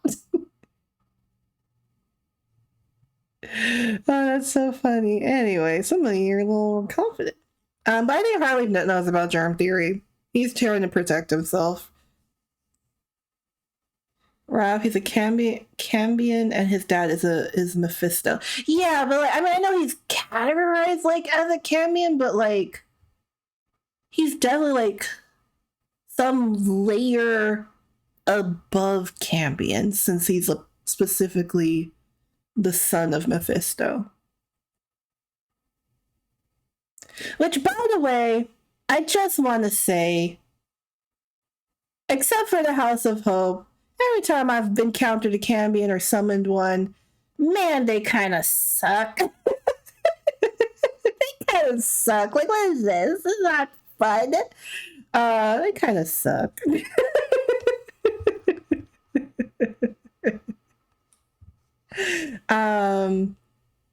But yeah. I killed Harley because I was just like, bro, what the fuck are you talking about? I'm not taking off my clothes. It's funny as it is to be like, oh, Raphael, that's so funny. That's longer than Harley says it takes to finish you off. Like, that's hilarious, but I'm not having sex with him and having my body possessed by him. No. We're not doing that. But I do think he believes in germ theory. He just knows. He knows. He's here. He's doing a job. He's doing a job to distract Raphael. Can you believe that? Like, if you speak with Dead Him, which I did, because I was trying to get funny dialogue, but I didn't get it. I spoke with Dead Him, and he's like, I'm here to distract Mephisto's naughty son. Didn't work. He's too ambitious. He's too ambitious and rude. Viconia.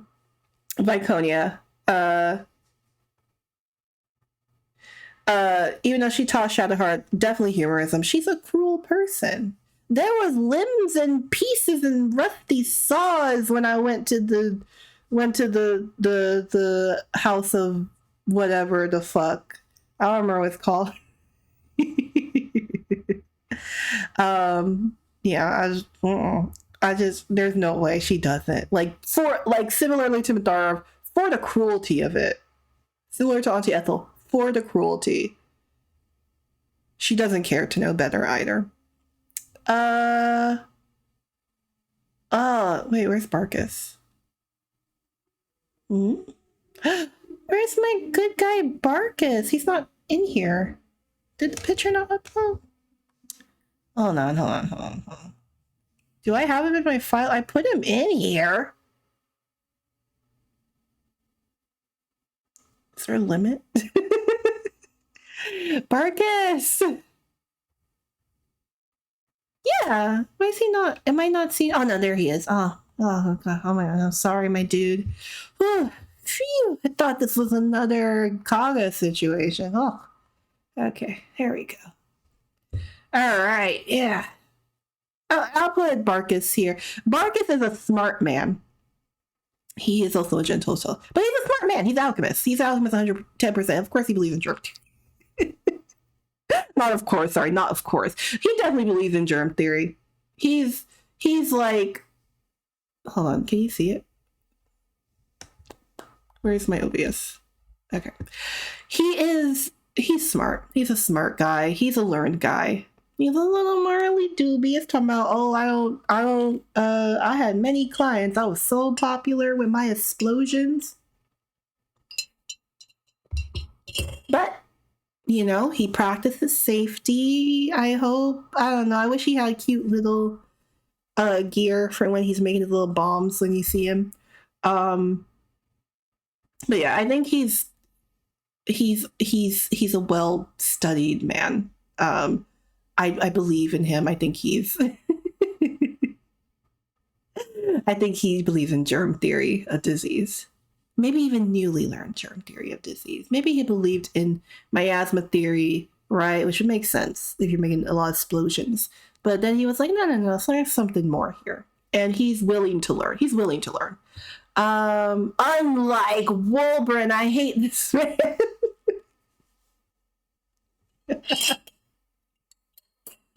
And unlike some of the characters I put in here, I don't think for the cruelty of it, I just think he also has outdated knowledge, and he would believe in humorism. That's all it is. I just think he would believe in it because he's got outdated knowledge. A Rodin is definitely a potatoes and socks kind of guy. Definitely listen to Mama talk about them potatoes and them socks. I don't think he would bother to try to know anything better. He also kind of sucks at his job. He's like a sword for. He kind of sucks at his job. I'm also an Aradin here, which I hate because I'm like, Aradin's kind of cute in the face.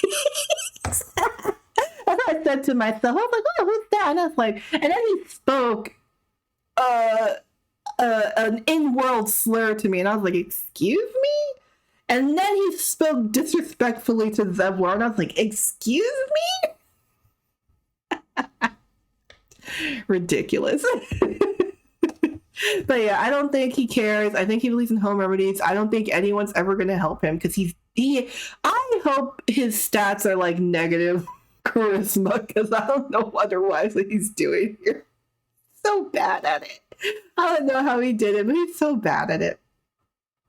Another fail boy here. Duke Ravengard. I think Duke Ravengard taught his son. I don't know. Duke Ravengard's maybe I was too hasty. A bit too fast on the draw. Maybe he believes in germ theory medicine disease. Why am I saying this now? Well, I think he is like for the first time ever an actually like self-made person. For the first time in history, a self-made person.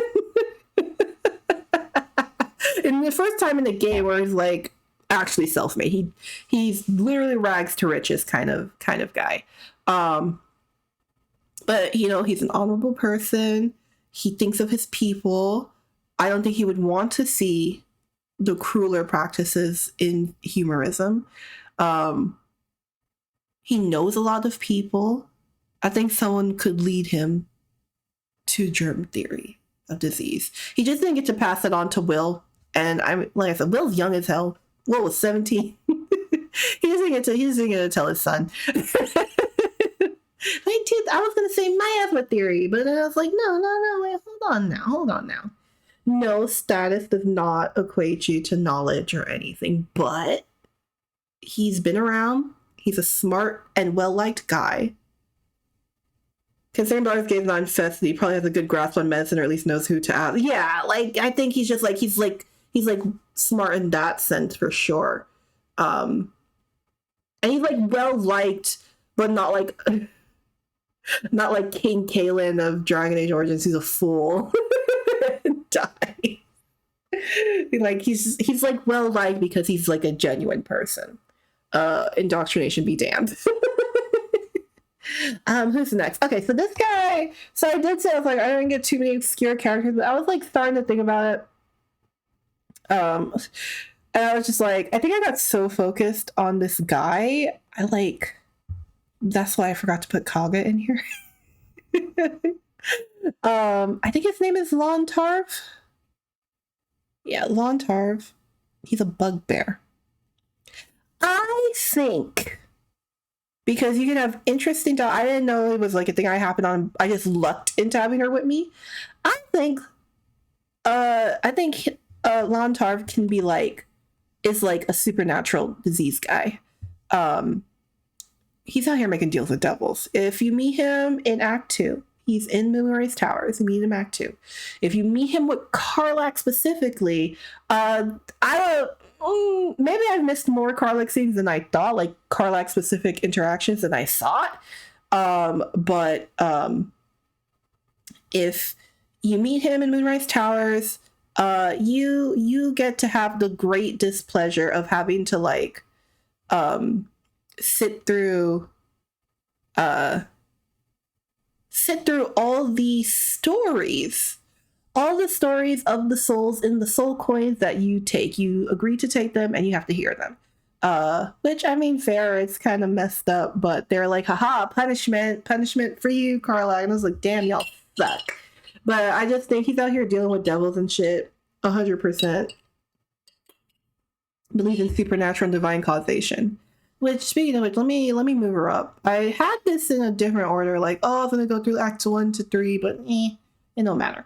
But speaking of which, Zarel, who leads you to this guy. Zarel's the worst top.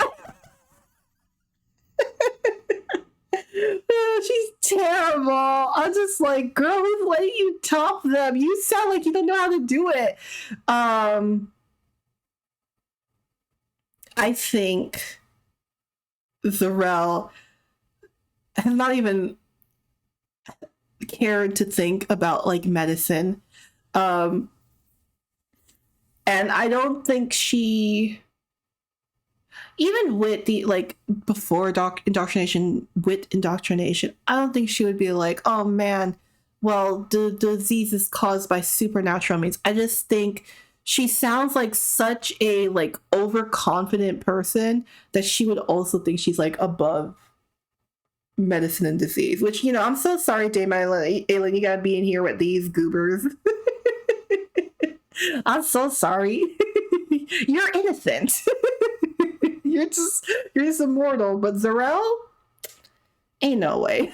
Ain't no way she's like, yeah, believes in medicine and believes she can be touched by this. Ain't no way. But it's a different spectrum of that. The Sovereign, the mycenoid that you can meet. They're mushrooms. They're humanoid, living, sentient mushrooms. No. They're a mushroom. They're a mushroom. You cannot kill them in a way that matters truly.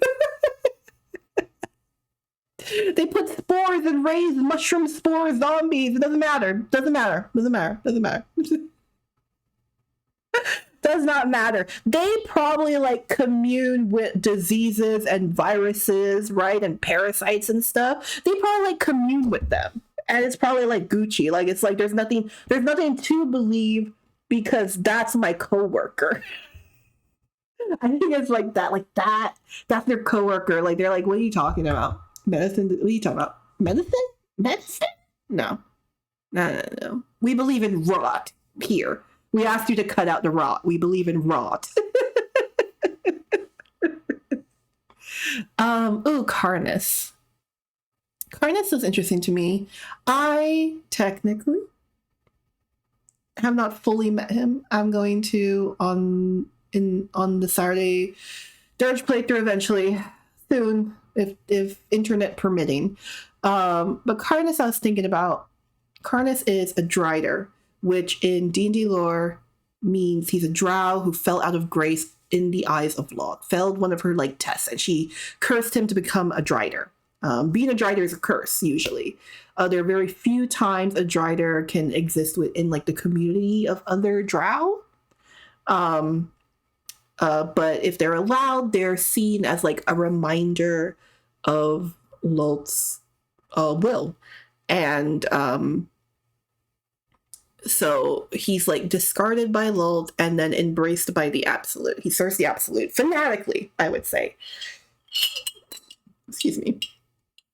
So I think that sets the precedent that his character, like, he would be quite fanatical in the idea of disease and all of that.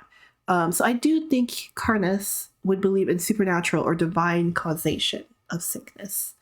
Near. Near's kind of, I feel like Near's almost similar, but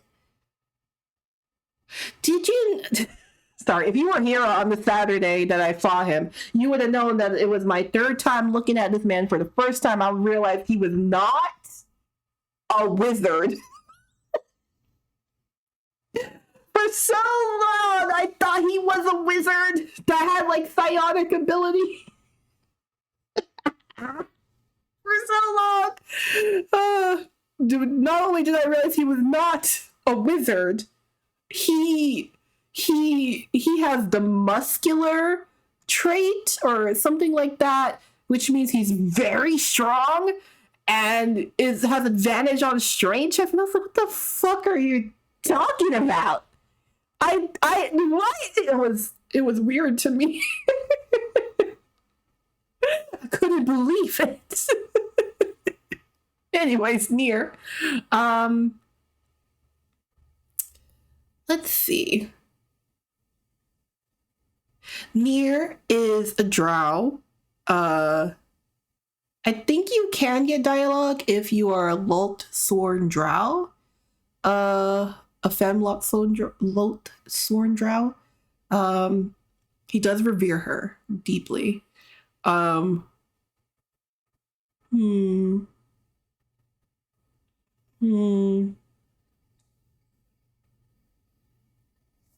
want to say he's prone to fanaticism like Karnas.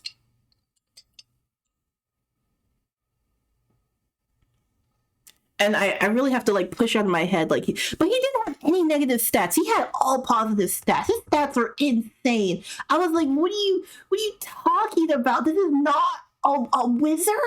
It was so bizarre, y'all. I'm still, how did I play this game 3 times and not know he wasn't a wizard until the 3rd time?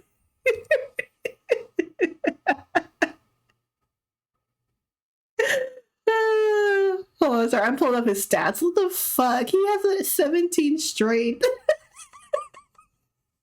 and an 18 charisma. What's his deal? He has an 18 intelligence, a 13 wisdom, a 15 constitution, a 15 dexterity. What? His passive feature is called muscular. His advantage with athletics. He's very strong.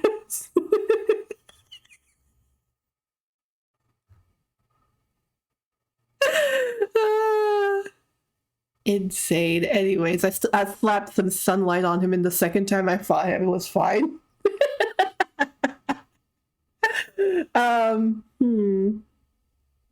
What do we think?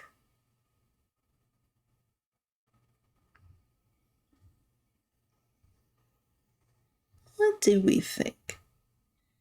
Is he fanatical enough he would believe in the supernatural? Or he gave me the vibes, right? And he does have a high intelligence stat. I'm looking at him because I still have to fix it in my mind. But he gave me the vibes of someone who like also thinks he's quite smart.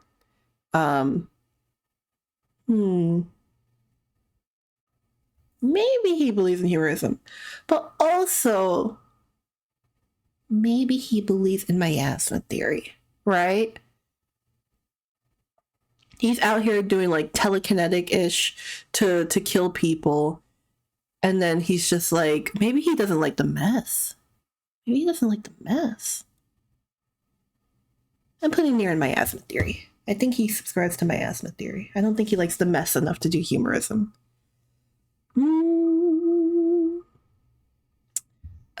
Nine Fingers Keen. She's a smart woman. She is a smart woman. Oh, wait. Oh, I know you can see him. She is a smart woman. She's a competent woman. I think she knows enough people. And especially because she is focused on keeping loosely order in the gate, I feel like she would also know about germ theory and would like believe in it, right? Yes.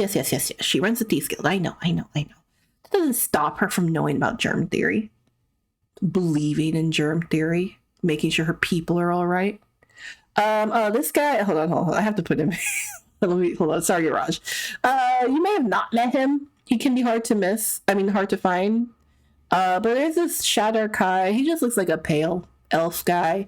His name's He Who Was. He has to do like a kind of messed up side quest. It's a little messed up depending on what happens. I think he believes in humorism. There's like no way. Like he's a cruel person. I know. He wants a little justice, a little vengeance. He wishes he was the adjudicator.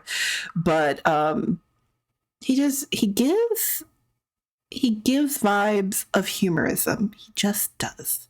And I think he would practice it. I think he's a cleric. I don't know. But I don't think he believes in the supernatural or divine causation. I think he could.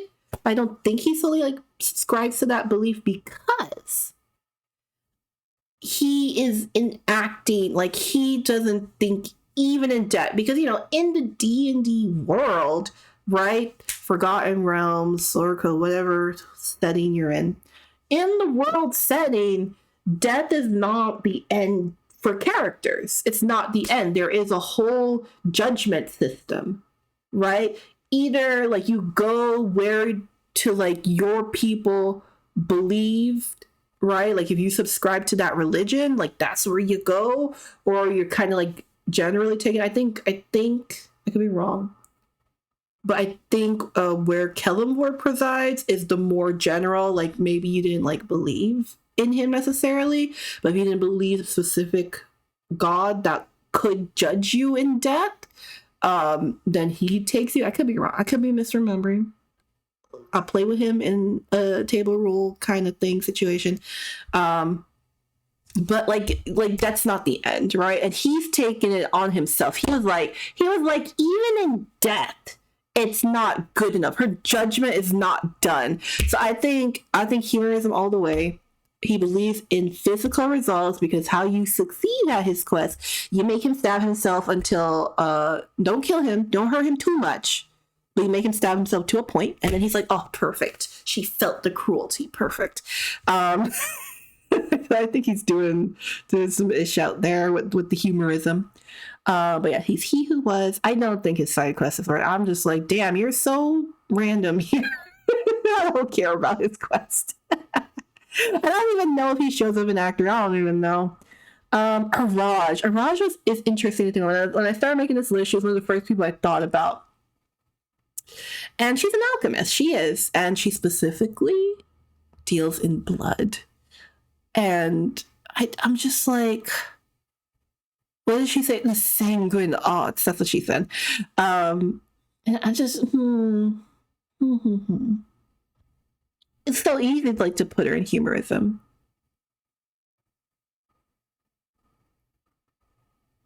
But I feel like she knows more.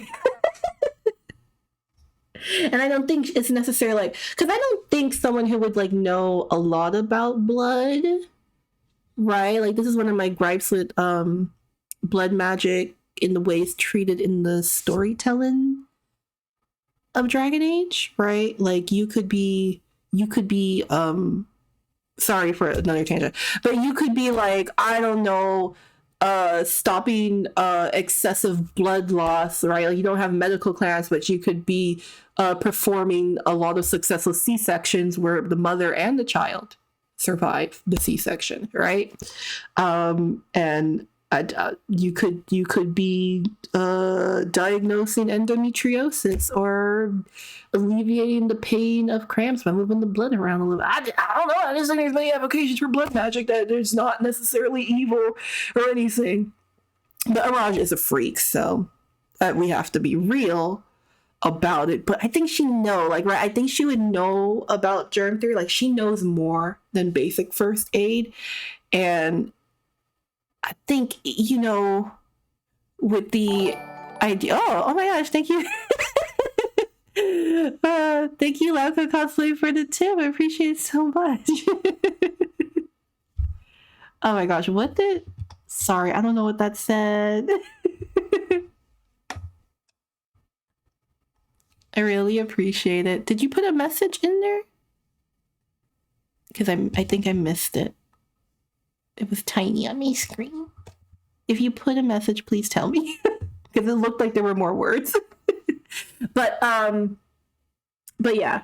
For Araj, I think she knows like about germ theory. And I actually don't think she's a freak, but I don't think she's necessarily cruel that she would oh, thank you so much. I hope you have a good one too. Thank you so much for hanging around and for the tip. That was very much appreciated.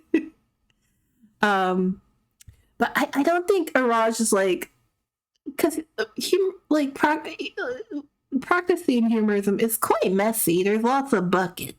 There's buckets for all the fluids.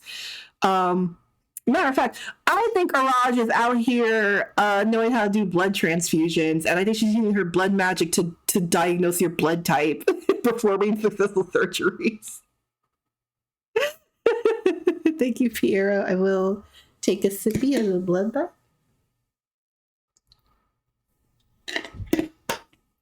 And you're correct. I was sitting like a shrimp. Okay. But yeah, I think she's rude. She's rude to Astarion, but I think she believes in germ theory. I think she probably could be one of the leading practitioners of medicine. If she stopped making blood explode. If she just stopped making blood explode, I think she'd be great at medicine. She'd be an amazing doctor, an amazing alchemist. And I think to know blood like on such a level, she probably not a microscope. She probably seen it. She and Boo are like on the same level. She's probably seen things. She's probably like diagnosed blood diseases, probably. And I think I forgot what her house was. It Olabdara? Olabdara is her house. Her house in the Underdark. They experimented with illithids like in their bloodline. I don't know how exactly. Probably blood transfusions, or not even blood transfusions. Probably bone marrow transfusions. Right? Like the reason I'm saying that is because if you donate bone marrow, you have to like tell them your allergies, because the person who gets your bone marrow will develop your allergies. You're putting DNA in there.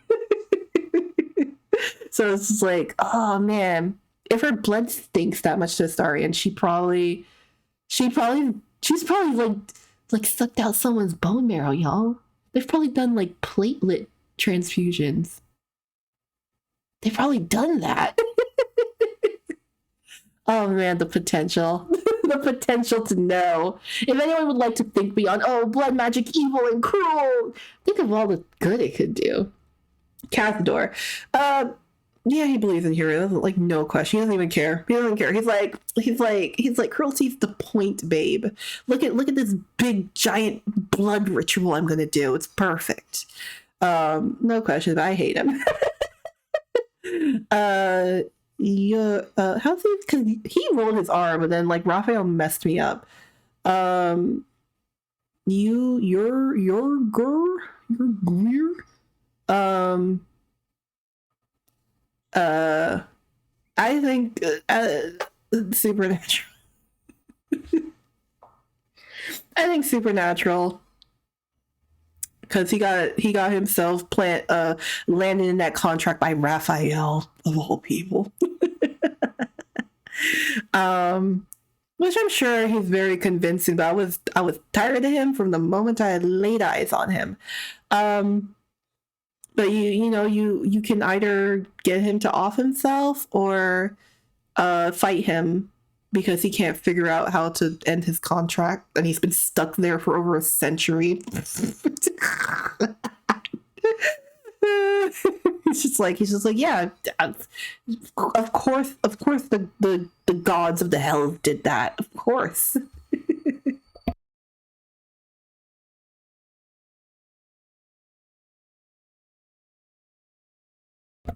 Okay. Similarly, because she's the Lich Queen, she's so stuck on her own ass. She's so in the goddamn Kool-Aid. Vlacket, of course, believes in supernatural divine causation. She thinks she did it. She's so proud of herself. Ain't no way. Ain't no way. She's like, she probably knows, but she doesn't believe, right? Like, she's like, what higher belief is there than I? Vlacket, what is it? She's like 460. I don't know.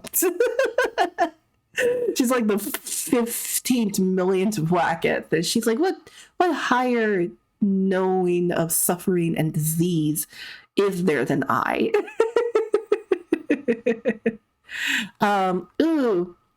Also believes in supernatural. Ketherick Thorm. Why? Well, one, he's a dad. Dads lose their marbles when they have kids. They're just drinking the dad juice. And also I know. He went through enormous grief. I know. The grief changed him a lot, and he was like, whoever could help me, I will be your servant. He went through like 3-4 gods or whatever. So I believe he thinks in supernatural. Like, it's nasty. I haven't even talked about it, but I'm getting up to the characters that I believe smell so bad.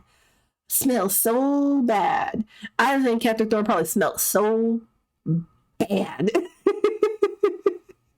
He was doing all these little bone sculptures and altars to Merkel. It stank in there.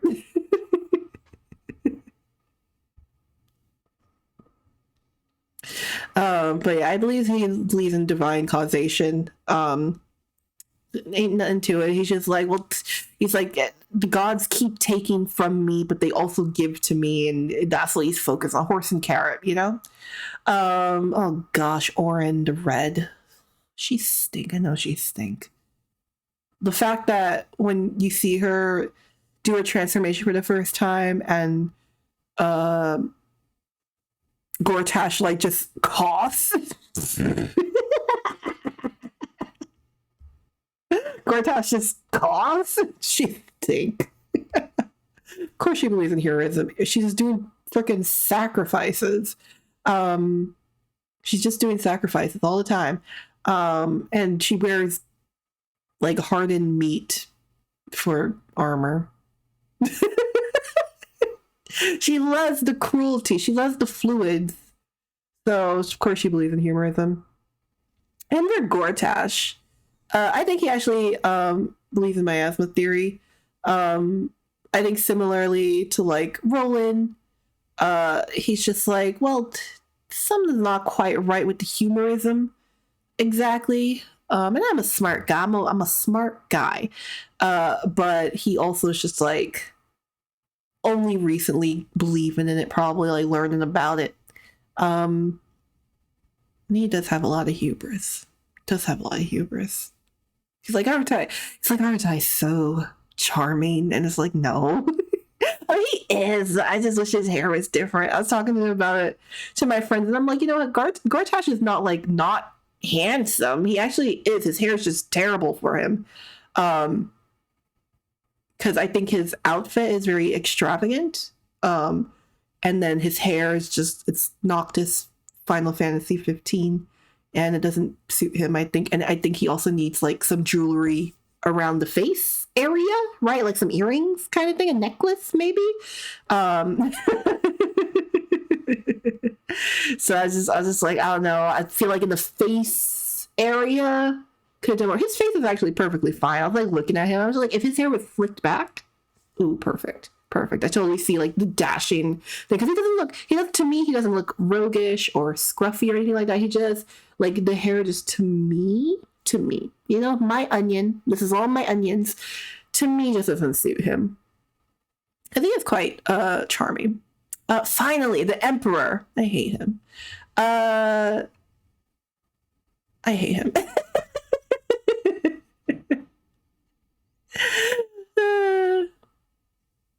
I think he thinks he's above medicine and disease because he's always talking about, oh, you could be so evolved if you did this, blah, blah, blah. Don't you want to be evolved? Blah, blah, blah, blah.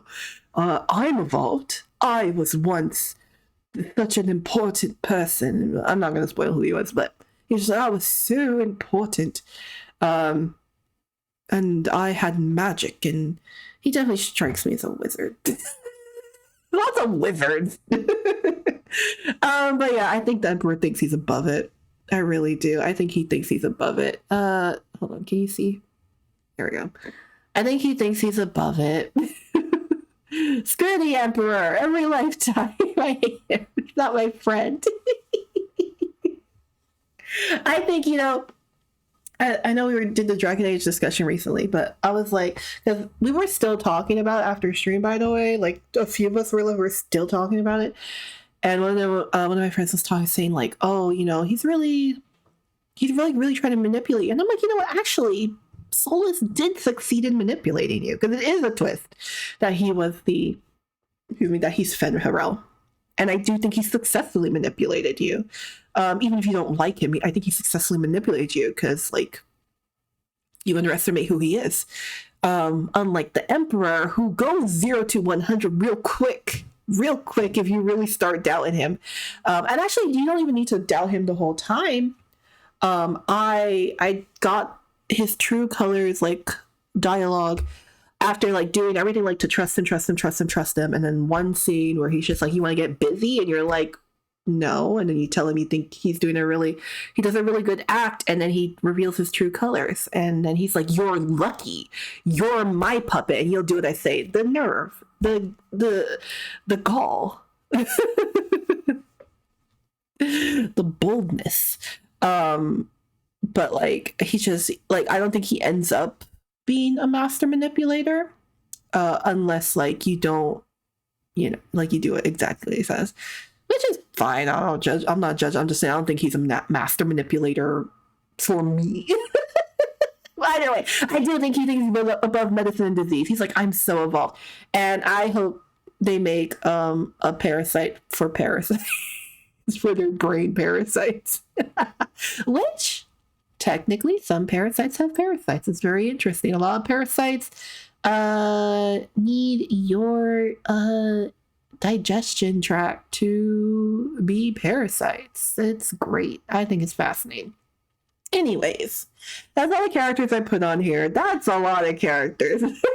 All things considered, and I still forgot one that I wanted to put on here, and I still didn't put everyone, of course, because that'd be insane.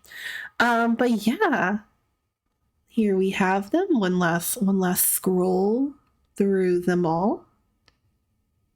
Not a lot of potatoes and socks. I thought I'd put more people in potatoes and socks, because for sure when I was like grabbing pictures, I was like, oh yeah, you're a potatoes and sock person.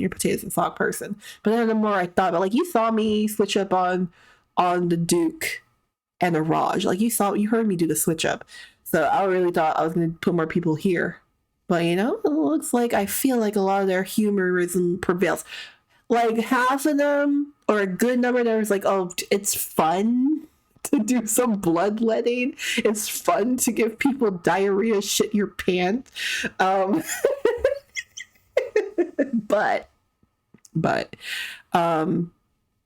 I think, you know, like I said, I can't separate Meluum and Blurg. I can't. They're besties. They belong together. So I think, you know, Blurg believes in Meluum believes. I think Darrett doesn't think too much about it. She's like, I got a noble stock. Starion's a bastard sometimes. Minthara, she likes the cruelty. You can fix her. Wilburn's a dummy. He won't know better. He refuses. Halson, my shining star. You're a doctor. I'm so proud of you. Congratulations. Let's see. Yeah, that's all of them. I wasn't.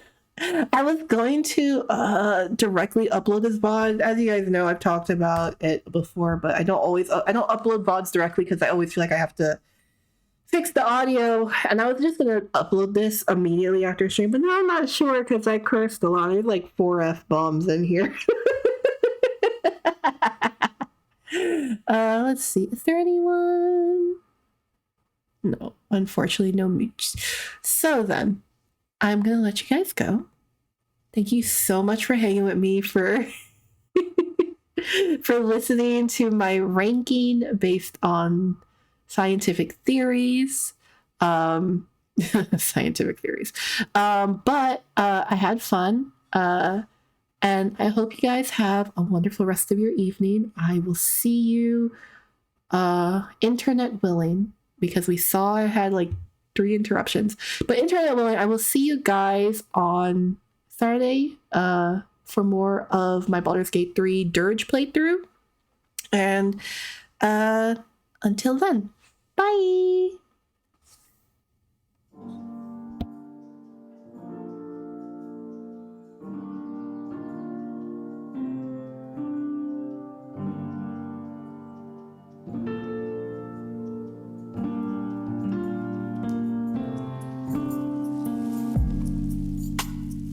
Traces of your wall hunt me down inside.